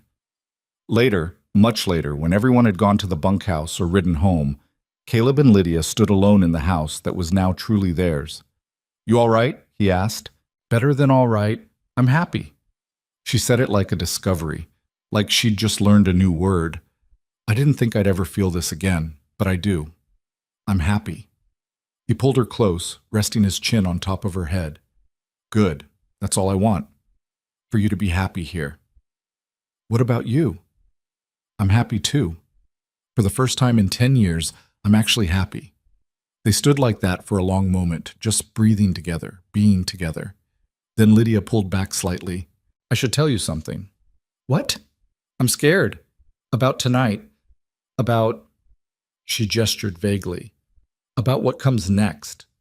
Understanding crossed his face. "We don't have to do anything. Marriage doesn't mean, I want to. I do. I'm just scared that when it happens, I'll remember. I'll remember William and what he did, and I'll ruin everything." Caleb cupped her face in his hands. "You couldn't ruin anything if you tried. And if you do remember, if it gets too much, we stop." No questions, no hurt feelings. We go at your pace, Lydia, always. She kissed him, grateful for his patience, for his understanding. I want to try. Will you help me try? I'd be honored. He led her upstairs to the bedroom they'd share now, the one he'd slept in alone for a decade. But it looked different tonight. Lydia had spent the afternoon making it theirs. Fresh linens on the bed, curtains she'd sewn. The photograph of Martha moved to a shelf where it could be seen, but not dominate. Honoring the past while building the future. It was becoming their motto. What happened next was slow, careful, full of stops and starts and whispered reassurances. There were moments when Lydia had to close her eyes and breathe through the fear, moments when muscle memory betrayed her and she flinched without meaning to. But Caleb was patient, infinitely patient, and gradually the fear loosened its grip. This was different. This was gentle. This was a choice she was making, not something being taken from her. Afterward, lying in the darkness with Caleb's arm around her and her head on his chest, Lydia felt something she hadn't felt in years. Peace. Real peace, bone deep and solid. Thank you, she whispered. For what? For waiting. For understanding. For showing me that it could be different. You don't have to thank me for that. I want to anyway. They fell asleep like that, tangled together, two broken people who'd found a way to fit their pieces around each other's jagged edges. The first winter was hard. Not because of them, they settled into marriage with surprising ease, learning each other's habits and quirks, and finding they actually liked being together. But the weather turned brutal in December, bringing snow and ice and temperatures that killed cattle and froze water in the troughs. The crew worked around the clock trying to keep the herd alive. Caleb was gone for days at a time, sleeping in line shacks on the far ranges, coming home exhausted and half-frozen. Lydia kept the house running, kept hot food ready, kept the fires burning for when the men stumbled in from the cold. On Christmas Eve, a blizzard rolled in that lasted 3 days. The world disappeared behind walls of white. Caleb was somewhere on the western range with Tom and half the crew. Lydia was alone in the house with Pike and two younger hands who'd been close enough to make it back. The second night of the storm, Pike found her standing at the window, staring into the white darkness. He'll be fine, ma'am. Boss knows this land better than anyone. I know, I just wish he was here. He wishes that too, I'd bet. But those cattle, they need him right now. Come spring, they'll be the difference between profit and loss. I understand that. Doesn't make it easier. Pike was quiet for a moment. Can I tell you something? About the boss? All right. When his wife died, he went to a dark place, real dark. There were nights we worried he wouldn't come back from wherever he rode off to. Nights we thought maybe he'd decide the pain wasn't worth continuing. Pike turned his hat in his hands. But he kept going, kept the ranch running, kept us employed, kept moving forward, even though you could see it was killing him inside. Why are you telling me this? Because you brought him back. I've seen him laugh more in the past 6 months than in the past 10 years. He's got something to live for again, something beyond just existing. Pike looked at her. So yeah, it's hard when he's out there and you're here. But knowing you're here waiting, knowing he's got someone to come home to, that's what'll keep him safe. That's what'll bring him back. The storm broke on the third day. Caleb and the crew rode in looking like ice sculptures, half dead from exhaustion and cold. Lydia had hot baths ready, hot food, hot coffee. She got Caleb upstairs, peeled off his frozen clothes, and put him in the tub. How bad? She asked. Lost about 30 head, could have been worse. Could have lost you too. He looked up at her, saw the fear in her eyes. I'm sorry. I know it was scary. It's not about being scared, it's about realizing how much I have to lose now. She knelt beside the tub. When I was alone, I had nothing. No one. If I died, it wouldn't matter. But now I have you and this life, and all of it could disappear in a storm, or an accident, or just bad luck. That terrifies me. Welcome to caring about people. It's awful and wonderful in equal measure. How do you stand it? By knowing that the alternative, not caring, not loving, is worse. I tried that for 10 years, Lydia. It's not living, it's just waiting to die. She helped him from the tub, dried him off, got him into bed. He was asleep before his head hit the pillow. She lay beside him, listening to him breathe, grateful for each breath. Spring came eventually, like it always did. The snow melted, the grass greened, and the ranch came back to life. Caleb had been right. They'd lost fewer cattle than expected. The winter had been survived. But Lydia noticed changes in herself. Her monthly bleeding had stopped. Her breasts were tender. She was tired all the time, bone-tired in a way that had nothing to do with work. She knew what it meant. She just wasn't ready to admit it. 2 weeks later, unable to ignore it any longer, she told Caleb. They were in the kitchen. She was making bread, kneading dough with mechanical precision. He was at the table with paperwork. "I'm pregnant." His head snapped up. "What?" "I'm pregnant. About 3 months, I think." He stood so fast his chair fell over. "You're sure?" "As sure as I can be without a doctor." He crossed to her, flour and all, and pulled her into his arms. She could feel him shaking. "A baby," he whispered. "We're having a baby." "Are you happy or terrified?" "Both. Definitely both." He pulled back to look at her face. "What about you?" "Also both." She set down the dough, wiping her hands. "I'm scared, Caleb. What if something goes wrong? What if I can't do this?" "Then we'll face it together. Whatever happens, we face it together." But the fear was there, constant and heavy. Lydia thought about Martha, about dying in childbirth, about the baby who never breathed. She thought about her own mother, who'd survived bearing her but been weakened by it, who died of fever a few years later. Caleb noticed her withdrawing, becoming quieter, more careful with herself. "Talk to me," he said one night. "About what?" "About whatever's going on in your head. You've been distant for weeks." She was quiet for a long time, then, "I'm afraid I'm going to die. Like Martha did." Caleb pulled her close. "You're not going to die." "You can't know that." "No, but I can make sure you have the best care possible. There's a doctor in Austin, trained in the East, specializes in difficult births. I'll hire him, bring him here when the time comes. That'll cost a fortune." "I don't care. You're worth a fortune. You're worth everything." The pregnancy progressed. Lydia's belly grew. The baby moved, little flutters at first, then proper kicks that Caleb loved to feel under his hand. The crew was protective to the point of absurdity, refusing to let her lift anything heavy, hovering whenever she was outside. In August, Tom's wife Sarah came to stay. She'd had 4 babies of her own, knew what to expect, and her calm presence steadied Lydia's nerves. The 2 women spent long afternoons together, Sarah sharing stories about birth and motherhood, Lydia soaking up every bit of knowledge she could. The pain started on a Tuesday morning, early September. Lydia was in the garden when the first contraction hit. She stood up straight, hand on her belly, breathing through it. Sarah saw from the porch. "Was that what I think it was?" "I think so." "How far apart?" "That was the first one." "Then we've got time. Let's get you inside."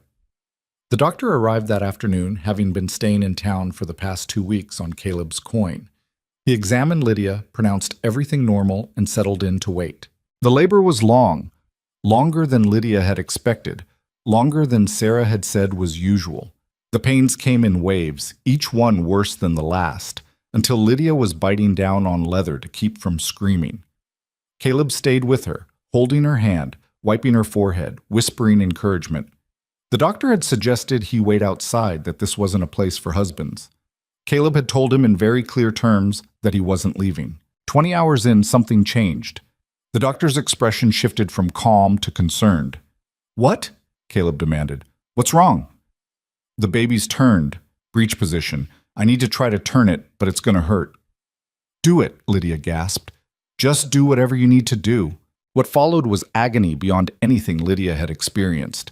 The doctor's hands inside her, trying to shift the baby while Sarah held her down and Caleb gripped her hand hard enough to bruise.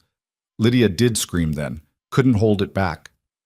"I've got it," the doctor said finally. "Head down. Now we push."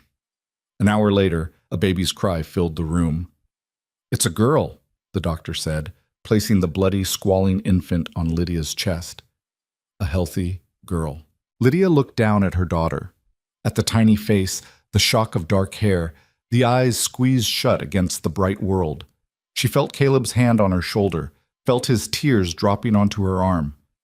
"We have a daughter," he said, his voice breaking. "Lydia, we have a daughter." The baby quieted at the sound of his voice, turning her head toward him. And in that moment, every fear Lydia had carried dissolved. This was what mattered. this tiny life they'd created together. They named her Anna, after Lydia's mother. Anna Ward, born September 14th, 1874, 6 pounds and fierce as a wildfire from the moment she drew breath. The ranch transformed with her arrival. The crew took turns holding her, these rough men turning gentle with an infant in their arms. Pike carved toys. Tom's wife made clothes. The whole community rallied around this new life. But it was Caleb who surprised Lydia most. He was utterly devoted to Anna, changing diapers without complaint, walking her when she cried at night, singing lullabies in his rough voice. Watching him with their daughter, Lydia felt something shift in her chest. This was healing. This was redemption. This was proof that the future didn't have to be defined by the past. Anna thrived. She grew from a tiny newborn into a sturdy baby, then a toddler who terrorized the chickens and followed her father everywhere.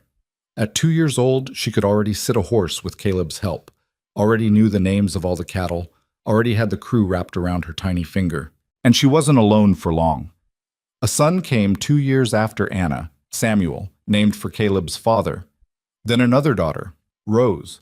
3 children in 6 years, filling the house with noise and life and chaos. The ranch prospered. Caleb's careful management and the crew's hard work paid off. They expanded the herd, bought adjacent land, became one of the most successful operations in 3 counties. The house was expanded too, more bedrooms, a proper dining room, a study where Caleb kept his books. But it was never about the money or the land or the success. It was about the life they'd built, the family they'd created from nothing but stubborn hope and the willingness to try. One evening, when Anna was 8 and Samuel was 6 and Rose was 4, Lydia stood on the porch watching Caleb teach the children to rope fence posts. Anna was competitive, determined to do it better than her brother. Samuel was patient, focused. Rose was just happy to be included. Tom joined Lydia on the porch, both of them watching the scene. "You've done good here," he said. "We've done good. All of us." "True enough. But you especially. You took a broken man and a dying ranch and brought both back to life. I was just as broken. Maybe more. Maybe. But you both chose to heal together. That's the thing people don't understand about healing. It's not about fixing yourself alone. Sometimes you need someone else to hold the broken pieces while you figure out how they fit." Lydia thought about that. About the woman who'd walked up to the gate with nothing but a bag and a past she couldn't escape. About the man who'd been existing but not living, going through motions until they lost all meaning. About how they'd found each other at exactly the right moment, when both were ready to choose something different. "Do you think Martha would approve?" she asked quietly. "Of all this?" "I think Martha would be grateful someone finally made him smile again. She loved him, wanted him happy. This..." He gestured to the children, to Caleb laughing as Anna's rope went wide. "This is what she would have wanted for him." Years passed. The children grew. Anna became a fierce young woman who could ride and rope as well as any hand, who had her father's stubbornness and her mother's strength. Samuel was quieter, thoughtful, happiest with books and numbers. Rose was the heart of the family, the one who could make anyone laugh, who smoothed conflicts and brought people together. When Lydia was 45, she found herself pregnant again. It was unexpected. She'd thought those years were behind her. This pregnancy was harder than the others, her body older and less resilient. But a son was born in the spring, perfect and healthy. They named him Thomas, after Tom Ridley, who'd become family in all but blood. Tom himself was 60 by then, talking about retirement. But he stayed on, unable to imagine life away from the ranch. He'd never married, claimed he was married to the land. The crew had changed over the years. Pike had retired to live with his daughter in town. Billy Tucker had moved on to his own small ranch. But new men came, trained by Tom and Caleb, becoming part of the family the ranch had become. Caleb was 55 when young Thomas was born. Gray-haired now, lines deep around his eyes, but healthier than he'd been in his 40s. Having something to live for had added years to his life. One afternoon, when Thomas was 3 and running circles around the house, Caleb and Lydia took a rare moment alone.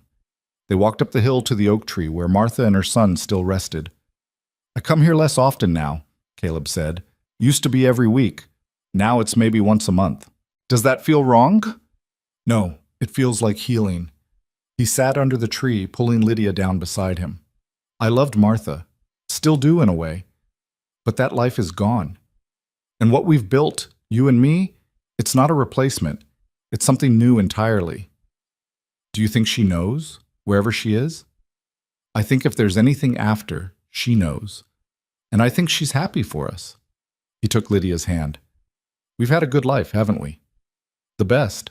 Even with all the hard parts, the fear, the struggle, the pain. Especially with those parts. They made us who we are. They sat in comfortable silence, watching the ranch spread below. 4 children playing in the yard. The crew working the cattle. The house that had been dead for 10 years before Lydia arrived, now bursting with life. I got a letter yesterday, Lydia said, from David Ward. William died. Fever took him about a month ago. She waited to feel something. Relief, sadness, anger. But there was only a distant acknowledgement. William Hale was a chapter that had closed long ago. How do you feel about it? Caleb asked. I don't, really. He was part of my past, but he hasn't been part of my present for 20 years. I hope he found peace before the end, but mostly I just don't feel anything. That's fair. Is it strange that I don't feel more? He was my husband once. He was your tormentor once. You don't owe him grief. Caleb squeezed her hand. You survived him, built a beautiful life despite what he did to you. That's the best revenge there is.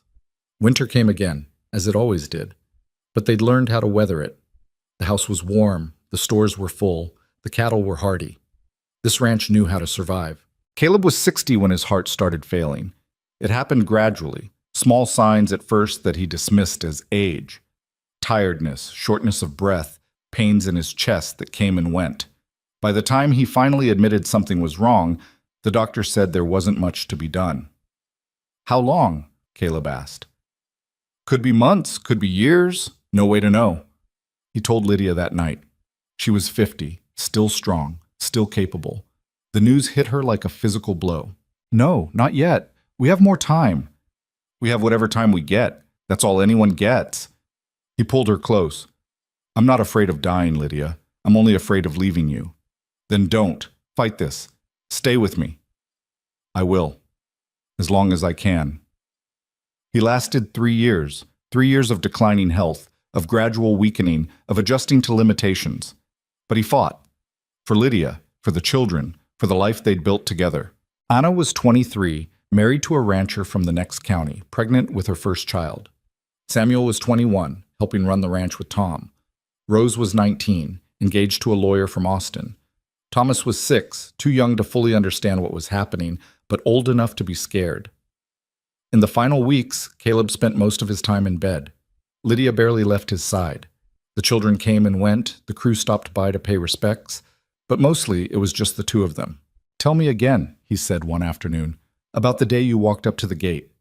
So Lydia told him, about seeing the smoke from his chimney, about deciding to gamble on kindness, about standing there with her worn bag while Tom Ridley told her they weren't hiring. Best decision I ever made, Caleb said, saying yes that day. Best decision I ever made was asking you to. Do you have regrets? About any of it? She thought about it honestly. I regret the years with William. I regret the pain, the fear. But if those years hadn't happened, I wouldn't have ended up here. I wouldn't have found you, so maybe I don't regret them after all. Maybe they were just the price I had to pay to find this. That's a high price. Worth it, though. Every moment with you has been worth it. He died on a Tuesday morning in March, with Lydia holding his hand and spring sun coming through the window. His last words were, "Thank you." The grief was enormous. Lydia felt like she'd been split open, everything inside her exposed and raw. But she didn't break. She'd learned over 25 years of marriage that grief was just love with nowhere to go, and she had plenty of places for that love. The children, the ranch, the life they'd built. They buried Caleb on the hill under the oak tree, next to Martha and the baby son he'd never known. Tom spoke at the service, his voice steady despite the tears on his face.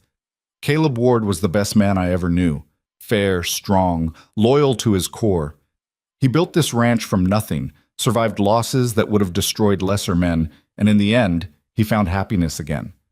That's not a tragedy. That's a triumph. After everyone left, Lydia sat alone under the tree between the two graves, Martha on one side, Caleb on the other. Take care of him, she said to Martha's grave. He's been mine for 25 years, but he was yours first. Take care of him until I get there." Life continued because it had to. Samuel took over running the ranch with Tom's guidance. Anna's first child was born, a daughter they named Lydia. Rose got married, moved to Austin. Thomas started school in town. Lydia kept the house running, kept the crew fed, kept the garden growing. She was 53, not young, but not old either. She had years ahead of her, maybe decades. She chose to fill them well. She taught Anna's daughter to cook, passing down recipes her own mother had taught her. She helped Samuel with the ranch books, her head for numbers as sharp as ever. She wrote letters to Rose in Austin, thick with news and advice and love. She read to Thomas every night, the same way Caleb used to read to the older children. And she lived. Not just existed, but truly lived. Because that's what Caleb would have wanted. That's what their whole life together had been about. Choosing to live despite pain, despite loss, despite fear. 10 years after Caleb died, Lydia was 63. Her hair was gray, her hands were stiff with arthritis, but she could still outwork most people half her age. The ranch had grown under Samuel's management. Anna had 3 children now. Rose had 2. Thomas was 16, tall and strong, already helping with the cattle. The family gathered for Christmas that year, all of them, children and grandchildren, Tom Ridley now 75 and still refusing to retire, the crew both old and new. The house was chaos, noise and laughter and life. Standing in the kitchen watching them all, Lydia felt Caleb's presence so strongly it was like he was standing beside her. "We did good," she whispered. "Look at all this. Look at what we built." And somehow she knew he was looking, knew he was proud, knew he was waiting for her on that hill, under that tree, whenever her time came. But not yet. She still had work to do. Lydia lived to be 78 years old. She saw all her children married, saw 18 grandchildren born, even held 3 great-grandchildren before the end. The ranch thrived under Samuel's management, expanded to twice its original size. Anna's husband bought the neighboring property. Rose's son became a doctor. Thomas married a woman from town and had 4 children of his own. The family grew like the garden Lydia had planted that first summer, spreading roots, reaching for sun, thriving against odds. She died peacefully in her sleep on a spring morning, surrounded by family. They found her with a smile on her face, her hand resting on the photograph she kept on her nightstand. Her and Caleb on their wedding day, both of them looking at each other like the world outside that moment didn't exist. They buried her on the hill under the oak tree, between Caleb and Martha. 3 people who'd loved deeply, lost terribly, and somehow found their way back to hope. The headstone read simply, Lydia Ward, 1848 to 1926. Beloved wife, mother, grandmother. She chose courage, because that's what her life had been, in the end. A series of choices to be brave, to stop running, to trust again, to love again, to build instead of hiding, to live instead of just surviving. The ranch continued for generations.